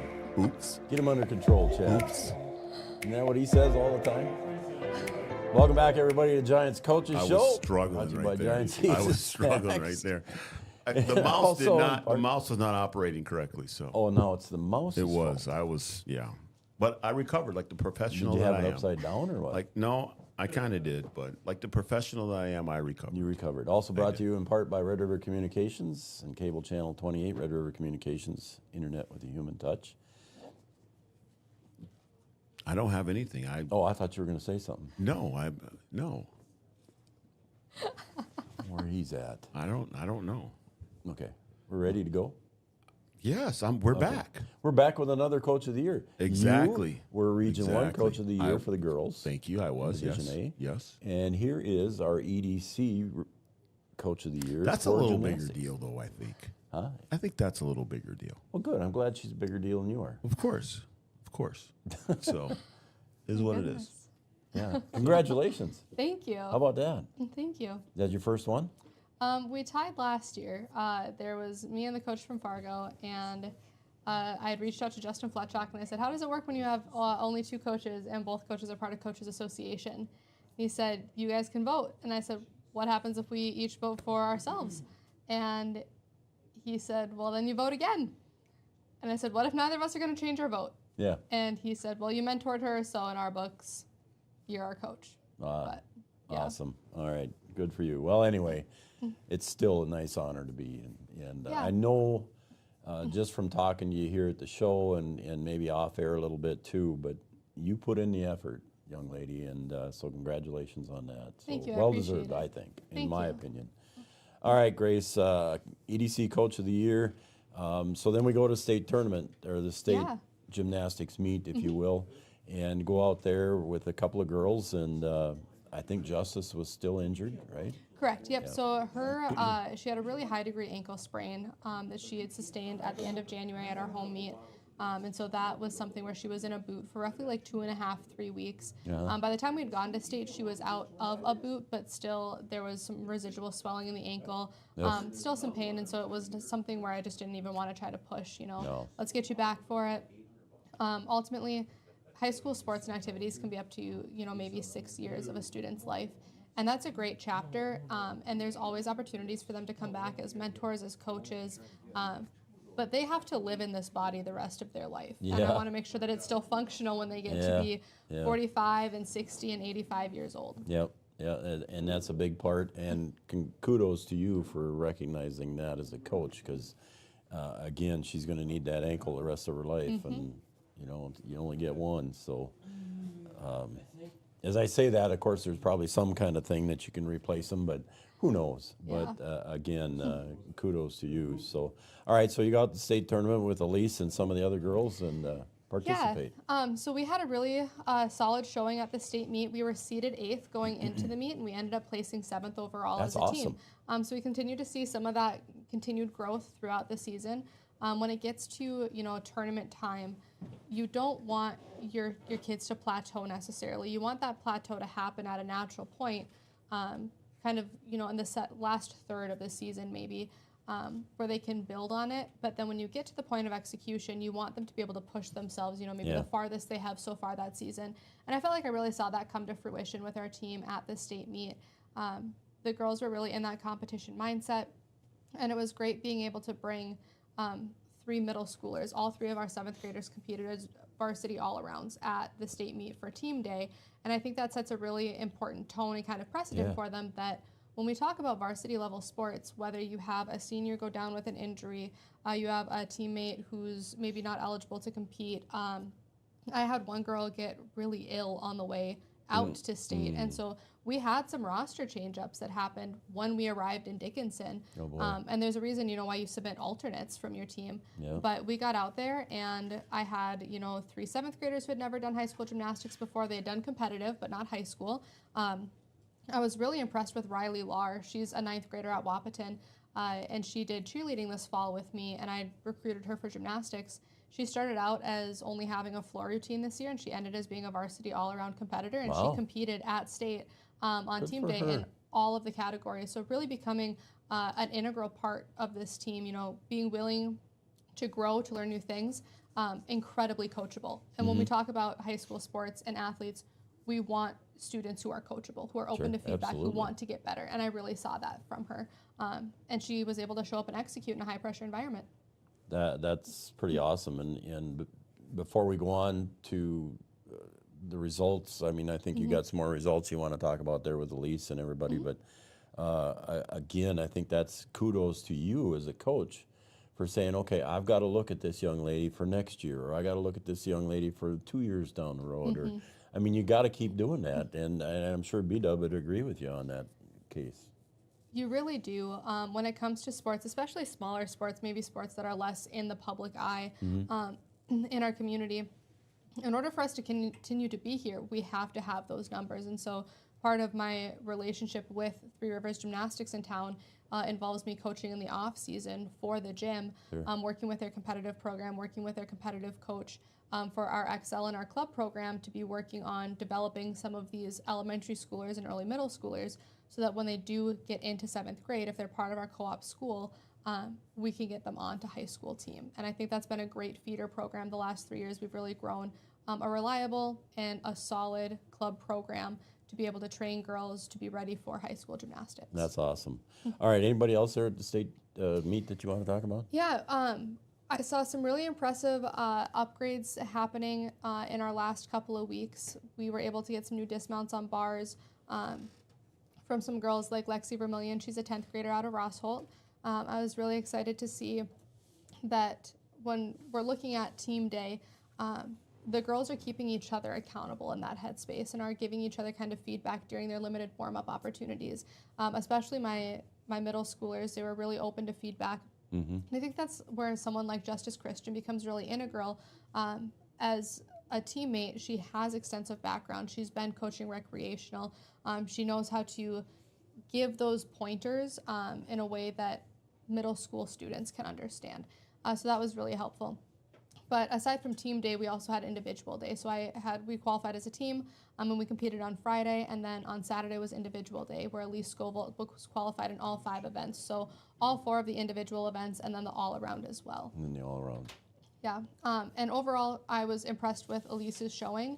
I felt like she came in with the mindset that I wanted her to. When it came to team day, we were wondering, do we pull a different vault for that day? Do we maybe try a different pass on floor? And ultimately, we had decided that no. We were going to treat team day kind of as a warm-up for individual day. She was the only one competing individual day. I said, no matter how great we do today, the best we could take based on our team size and skill is 7th. And that was kind of our team's goal, was to bump from 8th to 7th place. And we accomplished that. And you did that. So keeping the mindset for Elise of team day as a warm-up for individual day helped prepare her to go out on individual day and be really, I think, present on every event. She was able to tie for 16th place on vault. Now in gymnastics, we have traditionally done 15 places at state. This year they made a shift to 1st through 9th to try to reflect more of the other individual sports happening in the state, things like track, golf. Oh, yeah. And I understand where that's coming from, but traditionally in gymnastics, you go out 15 places. And so we're still kind of working through that with the state a little bit. We piloted this year. If you placed 10th through 15th, you got a certificate. But as a junior, to see her tying for some of these, near placing positions, I think it gives us a really good motivator going into our off season this summer, going into our lifting and nutrition program this summer, and then starting up high school and competitive season in the fall. Nutrition program. She just chips and pretzels don't cut it. This is why she's coach of the year. Wow. Right here. Chips and pretzels don't cut it. No, they don't cut it. You don't get to eat the way that you do. Nuggets. No, nugs. No, those don't work. No. So. Oh, sorry. Got to be an athlete. I'm sure. All right, and anything else there you want to mention on the state before we get talking about your lone senior? I was really impressed with the way that the state coaches showed up to the state meet. We have our state coaches meeting the morning of individual day. So we all compete team day on Friday, 8 a.m. on Saturday morning. We all get together with our representatives from the state board. And we just had a very candid conversation. And I was appreciative of these other coaches showing up and going to bat not only for the East region, but for the future of high school gymnastics, for us being able to track our data and say that we've grown numbers over the last several years. We're not to our pre-COVID numbers yet, but we have shown a trend of growth over the last 2 to 3 years in terms of number of girls joining high school. So when you say that, I'm assuming because you're basically at the end of the season, you were the lone program out here in the East.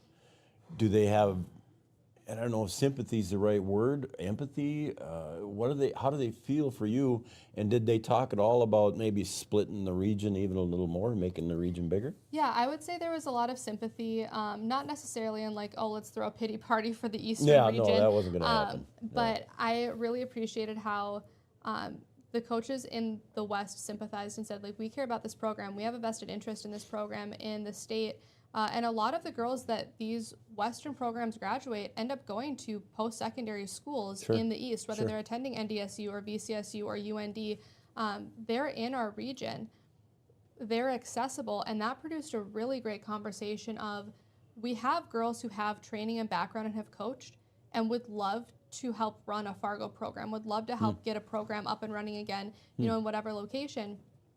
But what they're nervous about is the working with administration, you know, to what level do you have to collaborate with an AD? How do you set up transportation? Who tells you if your kids are academically eligible or ineligible? How do you track fees? Where do you go for sports physicals? Like, there are so many facets to coaching that are not the sport itself. It's more of like that administrative head coaching kind of bureaucratic side of the sport that get overlooked. So when people are applying for jobs and then all of a sudden they get hired for this head coaching position and maybe they haven't coached in a school environment before, they get blindsided by some of the paperwork and tasks and responsibilities.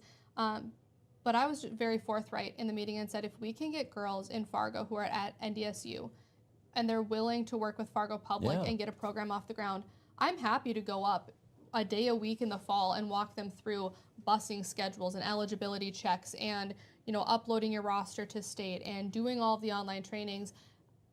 I wish I would have had someone like that, and having been through the ringer, you know, being able to just create like a tracking document. These are the administrative head coach tasks I need to do every year by this date and time, so my school doesn't get a fee, so our team is eligible. Being able to share that information, I would happily mentor someone to get a program. But I would venture to say that's not your responsibility, but that's who you are, that you're willing to do that. Correct. It shouldn't be a different coach's responsibility. They should be able to work with someone. But when it comes to a niche sport, kind of like gymnastics, you know, an activities director might not have background in the sport or might not have been closely involved at some point to be able to explain this is how it runs. And that's where even my first year coaching, I was really grateful to have made some quality relationships with the coaches in our region when at the time Valley City and Grand Forks still existed, when Fargo was still a consistent presence, especially with like the Dickinson head coach Casey Berry and the Bismarck head coach Rachel Krug, and now I would say the last 3 years, especially Bree Carlson out of Jamestown. They are more than willing to answer a quick question over a text message or for a phone call. I wish there were maybe more opportunities for us to get together throughout the year, virtually, in person. They're a great resource. We have opportunity in the state. We just need to tap into that resource. That's an awesome thing, and I think on a scale of 1 to 10, with your relationship with the Western coaches, you're probably almost going to have to grade that a 10 then, the way it sounds to me. I would agree. And we're really excited. We heard that the paperwork had gone through for Watford City for next year, and so there's going to be another team out in the West. There was no discussion about changing the line and maybe expanding Eastern region to move someone like Jamestown into the East. I feel like they are a really competitive presence in the West, and that's kind of where they want to stay. We put on over 4,100 miles this season traveling, and we'll add Watford to our rotation next year to be able to go out there and attend a meet. We'll continue to be grateful to the teams that travel to our home meet when we see places like Williston, Ray Tioga, Dickinson, Jamestown make the drive. That reciprocation is much appreciated. Wow. 4,100 miles. That's a season there for you, Coach. It really is. Senior Justice Christian. Talk about her a minute. Yeah, she's going to be dearly missed. She is. You've said a lot about her, but let's just give her one last credit. One of the few students that I've had the privilege of coaching, you know, from middle school all the way through. This is my 4th year coaching, and so she had been an 8th grader going into 9th grade the first summer that I came to town and was working at the gym. And Elise was an 8th grader that year, and I remember thinking, like, I actually didn't ask him the first week, you know, what grade are you going into? And I assumed she was older than what she was, just with the way that she carried herself, the way that she interacted with others, and I really saw those leadership role model qualities even that first summer back in 2022. Yep. She's been a consistent scorer. She was willing to try new skills, to work towards upgrades.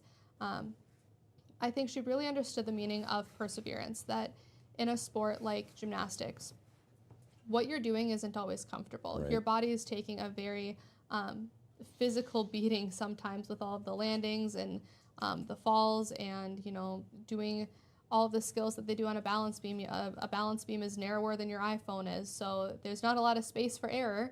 But she did it all in stride with her head held high, wouldn't let some of those nagging aches and pains really get to her, was passionate about the sport. And I've seen that passion come through because when she has been injured, she doesn't let that stop her level of participation. She just takes the energies and she rechannels it to being, you know, maybe a coaching presence, to helping give feedback at a specific station, to helping come up with side stations or skills or drills that we could do. I see her coach recreational gymnastics. She's working right now with our comp team and our show team at the gym for the club program.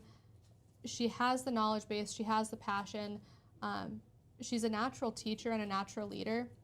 So that total person that we want to see come out of a high school athletic program, I think she really embodies that, and we will sincerely miss having her in the gym and on the team next year. And I know the way you've talked about her the past couple of years, I can about imagine.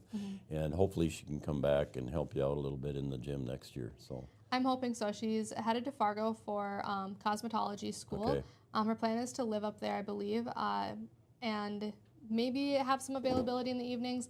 I always extend the offer to the seniors when they graduate. If you want to come back and pop in a night a week and be a volunteer coach, if you feel like, you know, maybe there's some availability in the summer or in preseason, don't hesitate to reach out. We are always open to feedback. And it's one of those things where when you take kids to a camp, you know, if you work in education, it seems like when you have a guest coach, a guest speaker come into a classroom, someone else run a practice, they can say the exact same thing with the exact words that you've used hundreds of times before. And for some reason, when it comes out of the mouth of someone else, it's like this giant light bulb moment for the athletes and students. They're like, wow, this makes so much sense. I've never heard it before. And you're standing there by the wall like, if we had $1 every time, we wouldn't have to worry about anything. That never happens, B-Dub, does it? Come on now. No. I think you know exactly what she's referring to. So I do. You got yourself back on there? Or okay? I'm good. All right. I'm good. You got anything else you want to ask Grace?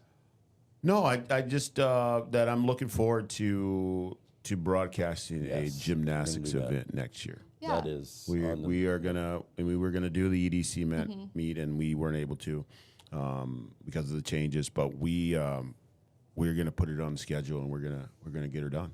Yep. So I'm looking forward to that. We're really excited about the opportunity, and we have our schedule set usually by the end of April. The coaches, I feel like it's one of those rare sports, at least in high school scheduling, where the coaches themselves make the schedule. And the reason being is that a lot of us as coaches work with these third-party facilities, the gyms in these communities, as a part-time employee or as a full-time employee. And so we're kind of able to be that intermediary of communication and availability. So we actually set our own schedule based on what works best in the gyms that we use for high school gymnastics. But we can definitely get you some Maybe of those not possible 4,000 dates. miles next year, though. Maybe like 3,500. Who knows? That's enough. Who knows? All right, Grace Brandt, EDC Coach of the Year. Again, congratulations on the season to Thank you and you. the girls. And Justice, thank you very much for doing what you did as a senior. Yeah. And looking forward to next year. Absolutely.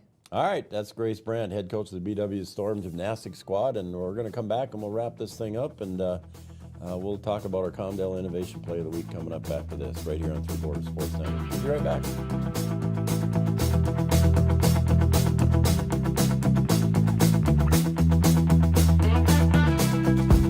Tell you why you should be a member of FCCU. First Community Credit Union is member-owned. But aren't all financials member-owned? Nope, they're not. Many have stockholders that drive decisions. As a credit union, we put our members first. As a matter of fact, That means all the money that we make cha-ching. gets reinvested back to you, our member owners. So come see why. Life is better with community at First Community Credit Union.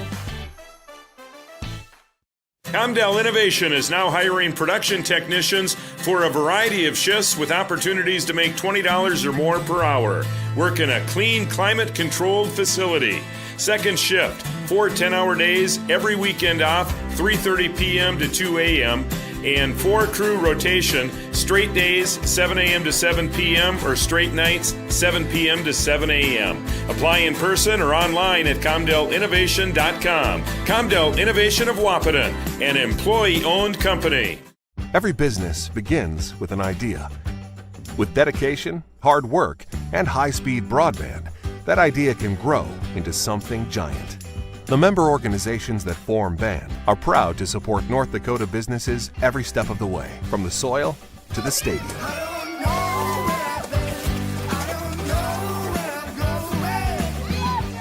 The Broadband Association of North Dakota, helping North Dakotans grow bright ideas into big business. Having the right insurance team will change the way you view insurance. Hi, this is Amanda from State Farm. My staff and I believe insurance is a tool that can help you plan for what can go wrong so you can focus and invest in what can go right. Amanda and her team are dedicated to serving you and the community. They are local, committed, and a trusted insurance team.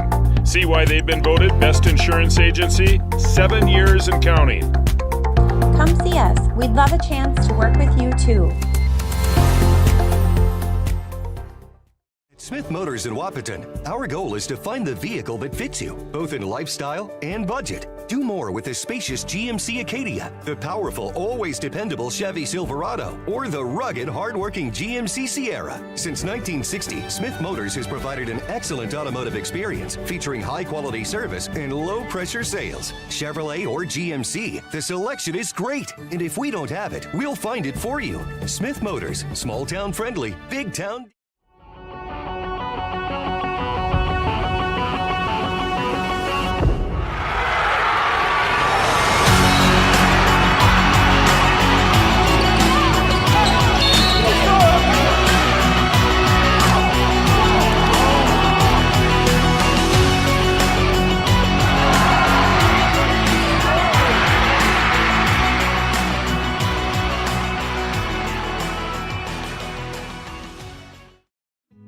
Getting you back to what you love. We are Optimum Rehab. For over a decade, Dr. Tony Egeman has provided physical therapy services for the people of Wahpeton, Breckenridge, and surrounding communities. We're a small practice that sees our patients as individuals.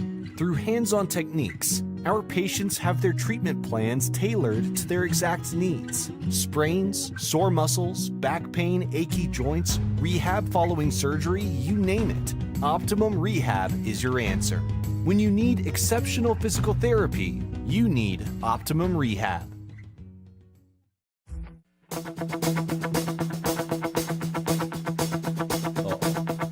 Are we ready? Well, yeah, but welcome back to the Giants Coaching you Show. don't have to point. Also brought to you by Red River Communications, Cable Channel 28. You don't have to point. Good He evening, thinks he thinks he's a director. Yeah. He wants everybody to see that he's, whatever. I'm And like, action. No, I didn't. He's not. I'm not a director. He's not the director. I'm I'm the not. producer. You're producer You slash just director. sit over there, do what you do. I'm I'll executive sit over producer. here. Am I executive producer? No, you are not. I We would technically, to be fair, we would both be executive producers. Yes. According to the way that the industry works. Correct. That would be correct. See, I'm executive producer. Executive, yep. He can be executive. My buddy Chad Affield joins us here for a few minutes to wrap up the show. Nobody knows what we're talking about. Right And now. have we had Yards on the screen yet? Oh, so hold Yards, on. Let me put you him gotta on put the Yards screen. over There to he me. is There over he there. is. Yep. One and only. Yep. Camden Yards You Kelsey. got to get him in here. Otherwise, we got to pay him mileage. Yep. So he only lives across We the gotta feed river. him. We got to Well, feed. trust me. Is there anything left? We had Chad? deer, There's a we few had things deer, left. Oh, we yeah, had there's a deer little bit snacks left. tonight. Is there any jerky left? There's some jerky left, yep. Yeah. We like to try and provide, refreshments for the coaches. Yep. We have green room hosts who are supposed to be in charge of that, Offering but beverages. Hey, I did offer. they don't do anything but sit there and watch basketball. So, do you have hockey on now? Is that No, it's basketball basketball. still? What does he got on Yeah. now? He's got Oh, the got Miami, us on. Ohio He's got the game. Miami That's us. Ohio game on. He's I got our wanted. game. I wanted that Oh, game. he's watching us now. Oh, now you're watching us? Because he was going to be on TV. Well, he wants to see himself. Yeah. Yeah. Exactly. His bracket's already busted. It hasn't even Well, started yet. we pretty. Speaking of brackets, bracket's already busted. we were going to have a bracket show once upon a time, weren't we? Well, I mean, technically, if next week we probably could, but we didn't really too late. organize that. We Yeah, should it's have too organized late. that, We and talked then about next that. week we could have had a bracket show. Yeah. Bracketology. So they say in the industry. Yeah. Yeah. I like to use industry terms. I do. Come on. He's in a good mood. Leave him alone, Joe. I am in a He's good all right. mood. Yeah, he I'm in is a very good mood. He's in a very good mood today. I That's am. true. So I am in a good mood. So Well, this is going to wrap up the winter coaches show for 3 of our coaches tonight, for Bogey, Jordan, and Grace. So the 3 of them are done with their winter coaches show. But we're going to have one more show next week. I hope the boys do well. I do don't want too. him in a grumpy mood next week. No, I don't. no, we got to have him smiling. Yeah, I hope they end their season on a win. Yeah. So Yeah. there's, Did they play Devils Lake during the year? They beat him twice. But now yeah, to there be is a fair, Devils Lake is missing 2 dudes. Oh. And they're back now. So it is what it is. Yeah, no. I think though, it might not be Devils Lake either. I shouldn't say that. No, I yeah. hate to disrespect the. No, they got to win the first game first. They got to That's beat right. Beulah first. So, but I do think if they are able to beat Beulah, and they go on to have to play Devils Lake, I think that they already know that they can beat them. Mm-hmm. Granted, it's minus those 2 dudes, but that's a false sense of security if you're going into a game that you didn't have 2 guys with, and you just think just because they're back, you're going to win. Yeah. I mean, Jeff does some really good stuff, and his kids buy in. They play defense. There's a lot of things that go on in that practice gym that we don't know about when we're sitting here talking with him. Absolutely. You know? So one thing Jeff can do is come up with a defensive game plan, and his boys will go out and execute it. Yep. I mean, look at that game early in the season against Four Winds. They took Dang out of that game. Yep. Totally out of that Totally game. out And of on the paper, if you look at that, you go, they can't do that. Yep. Oof. They did. They did. They did. So And then our spring, what's the matter? don't break I'm the not chair. wearing my man. orange shoes. Don't break the Yeah. chair. He doesn't wear the orange shoes What am I anymore. looking at? See, he wore the orange shoes all the time before. I know. He doesn't wear them now. They're probably dirty or something. I was told they're too much on TV. Well, they're behind the table. If you put them can't where see you're behind the supposed to, table, you Joe. put them now up on you the can't. Put them table. up here like this. Well, yeah, Bogey wanted to do that just to get him riled up. See why? It was Bogey's idea, by the way. Oh yeah. You know what? Hey, our spring schedule is getting to start to take shape, and our first baseball game It's coming pretty quick. scheduled for April 2nd. Is it all baseball? Baseball, softball, track. I forgot softball. Yep. Just baseball, softball. And- That's right. That's right, I forgot that you- Listen. Yes. And maybe tennis. Oh yeah. How about that? That'd be it. Yeah, absolutely. We're expanding our wings. We're going to do gymnastics for sure. Yep. We're going to try and do tennis. Yep. And then we really want to try and do golf. We just have to figure out the best way to do it. We were that close to golf last year. We really were. When we think we're going to be able to pull it off. So, Yeah, it's just a lot of work for me, but, Here we go. because that guy over Play the there, violin. all he has to do is talk. Yeah. So, Well, you've done the thing in the park too. You know, in the summer, the fall, the preview or whatever. That thing in the yeah, we did the preview down all that at kind of down stuff too. Yeah, So, I mean, I do. I think that we can make golf work. It's just trying to make it visually appealing. And can we get enough holes to make it? Well, I think that we can. I think the way that It's set, yeah. logistically, the way that It's set, I yeah. see it, I think that we can make it work. So we just have to have a little cooperation from the tournament people so that they can reverse to 9, so that they finish on 9 instead of 18. Right. And then I think we can make it work after that. And then we have to hope that the weather Weather cooperates with us. cooperates. That's true. So, but the goal is to try and get some of those sports that don't get the exposure, that don't get a chance to be online. We want to try and get those sports online too as well. So I think that they deserve it. So yeah, we're gonna do some softball games. We can't do them all. We're gonna do some softball. We're gonna do most it's a of the baseball baseball game games. April 2nd, Yeah. I believe. Yeah, Wahpeton baseball against Fargo South on April 2nd. It's already on the schedule. But Yeah, if the weather, we get spread kind of thin in the spring. Yep. So Well, we and then kind of work with somebody's going on vacation in the spring too. Is he? Good You- for he him. are- He- Like, he thinks listen he to works him. hard You in the just winter. came off Hey. vacation. Hey. He thinks he works hard in the winter. Hey, who missed the most important game of the year? Right? Did it, Yeah. was it on the air? Yep. Okay then. All right. Enough said. Enough said. Enough said. Well, when you're on vacation, will they be It on the air? doesn't, it doesn't Yeah. matter. Was it? It was on the We'll air. make it right? work. It was on the air. We'll make it work. Just saying. Did I call him when he was in Phoenix? No. Will I get a call when I'm in Phoenix? I probably will. I probably No, will. I'll wait till you go to the other place. I'll probably get a call when I'm in Orlando too. I'll be working then, so you better get it done early. I'll be working. I'll be fine. I'll be working. You'll be fine, Joe. I'll be fine. You'll be fine. Yeah, whatever. All right. We aren't going to do a coach's show while you're gone. You are? No, I said we're not. No. You won't let me sit there. Oh. All right, let's go. What's next? Chad. Oh, He boy. doesn't even know how to turn the computer on. We've started our spring schedule And that phone online, doesn't folks. even work. He got the TV on, didn't he, or was that you? I turned it on. Oh. That phone doesn't even work. What are we going to do? Hogan's Heroes isn't on anymore. It's not? No. What did they replace it with? Golden Girls. Hey, my wife will come after you if you talk bad about Golden Girls. My wife will come after you. Sorry, Emily. We might have a coffee I'm cup not- in our cupboard with Golden Girls on it. We might actually have like towels in our kitchen with Golden Girls on it. Suppose you can only run Hogan's Heroes so long, Joe. I know.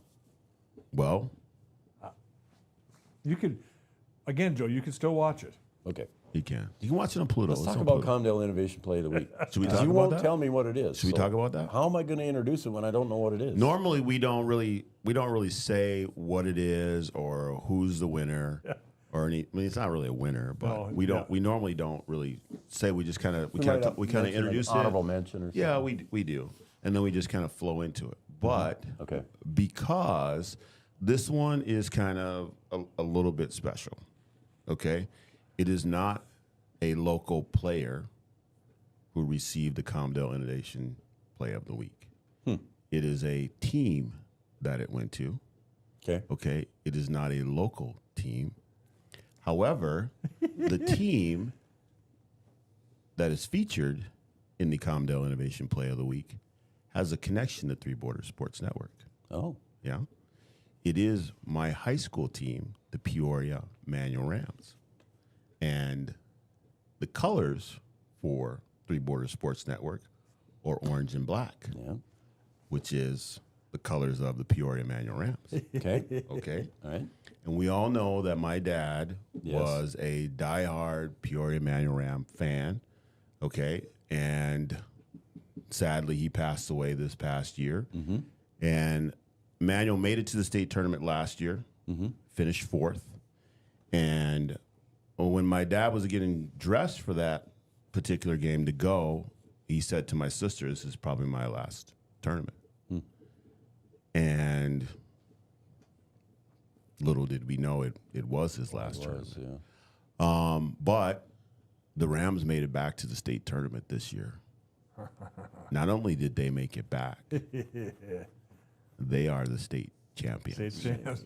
Congratulations. So after 29 years of not winning the state championship, they won 4 in a row in the 90s, which is unprecedented. They won their 6th state championship, their 18th tournament trophy. And the coach is Marvin Jordan, who my dad had a really close relationship with. Sure. To say that he would be, just short of being called a son and a brother to me, I think that's the nature of the relationship. Okay. And he really let my dad be a part of that team and a part of that program. So yeah, that's going to be the Comdale Innovation Play of the Week. And I should say that the video that comes from this is from WMBD, which is a local TV station in Peoria, and it's part of the sports broadcast from Patrick Cunningham. So I just want to put that out there too. And before if you've been with we us roll it. So. since day one, Brian's dad was referred to as Sir James Watson, And Sir James Watson was probably one of our top fans, if not the top fan. He watched everything we did. Yeah. Yep. So needless to say, this is a little bit special to me, and just a little bit of a shout out to my dad too as well. Awesome. So, cool. Yep. All right. All right. Comdale Innovation Play of the Week, everybody. We'll see you next Wednesday. Manual boys basketball is one of the most storied high school programs in all of Illinois. But since the four-peat of the mid-90s, the Rams have yet to bring home another championship. They're hoping to change that on Saturday, but first they have to get through Quincy, Notre Dame, and the 2A title. Coach Marvin Jordan, he fell short twice as a player in this game, hoping not to on Saturday. To the second, Reggie Postlethwaite. A couple of nice moves here for the layup, but the Rams, they fell behind by 6, so it's time for a big run. Josh Humbles, he had 23 points in the semifinals on Thursday, hits that jumper. Very next possession, we're going to go back to Brown for another and one. 16 straight points for the Rams to take a 12-point lead. But QND goes on a furious rally. They get several and one buckets, and suddenly it's a one-point game with under 30 seconds to play. Starting to get nervous on that Rams sideline, but Josh Humbles hits multiple free throws in the final seconds to close this one out. The 29-year drought is over. Manual wins 60-55 to bring home their 6th state title in program history. And again, the way my guys buy in at the beginning of the year, me and my seniors get to have the conversation on where this picture is going to go in our gym. This is what these kids been working for 4 straight years, about putting something up on that wall in our gym. Now we get to do it.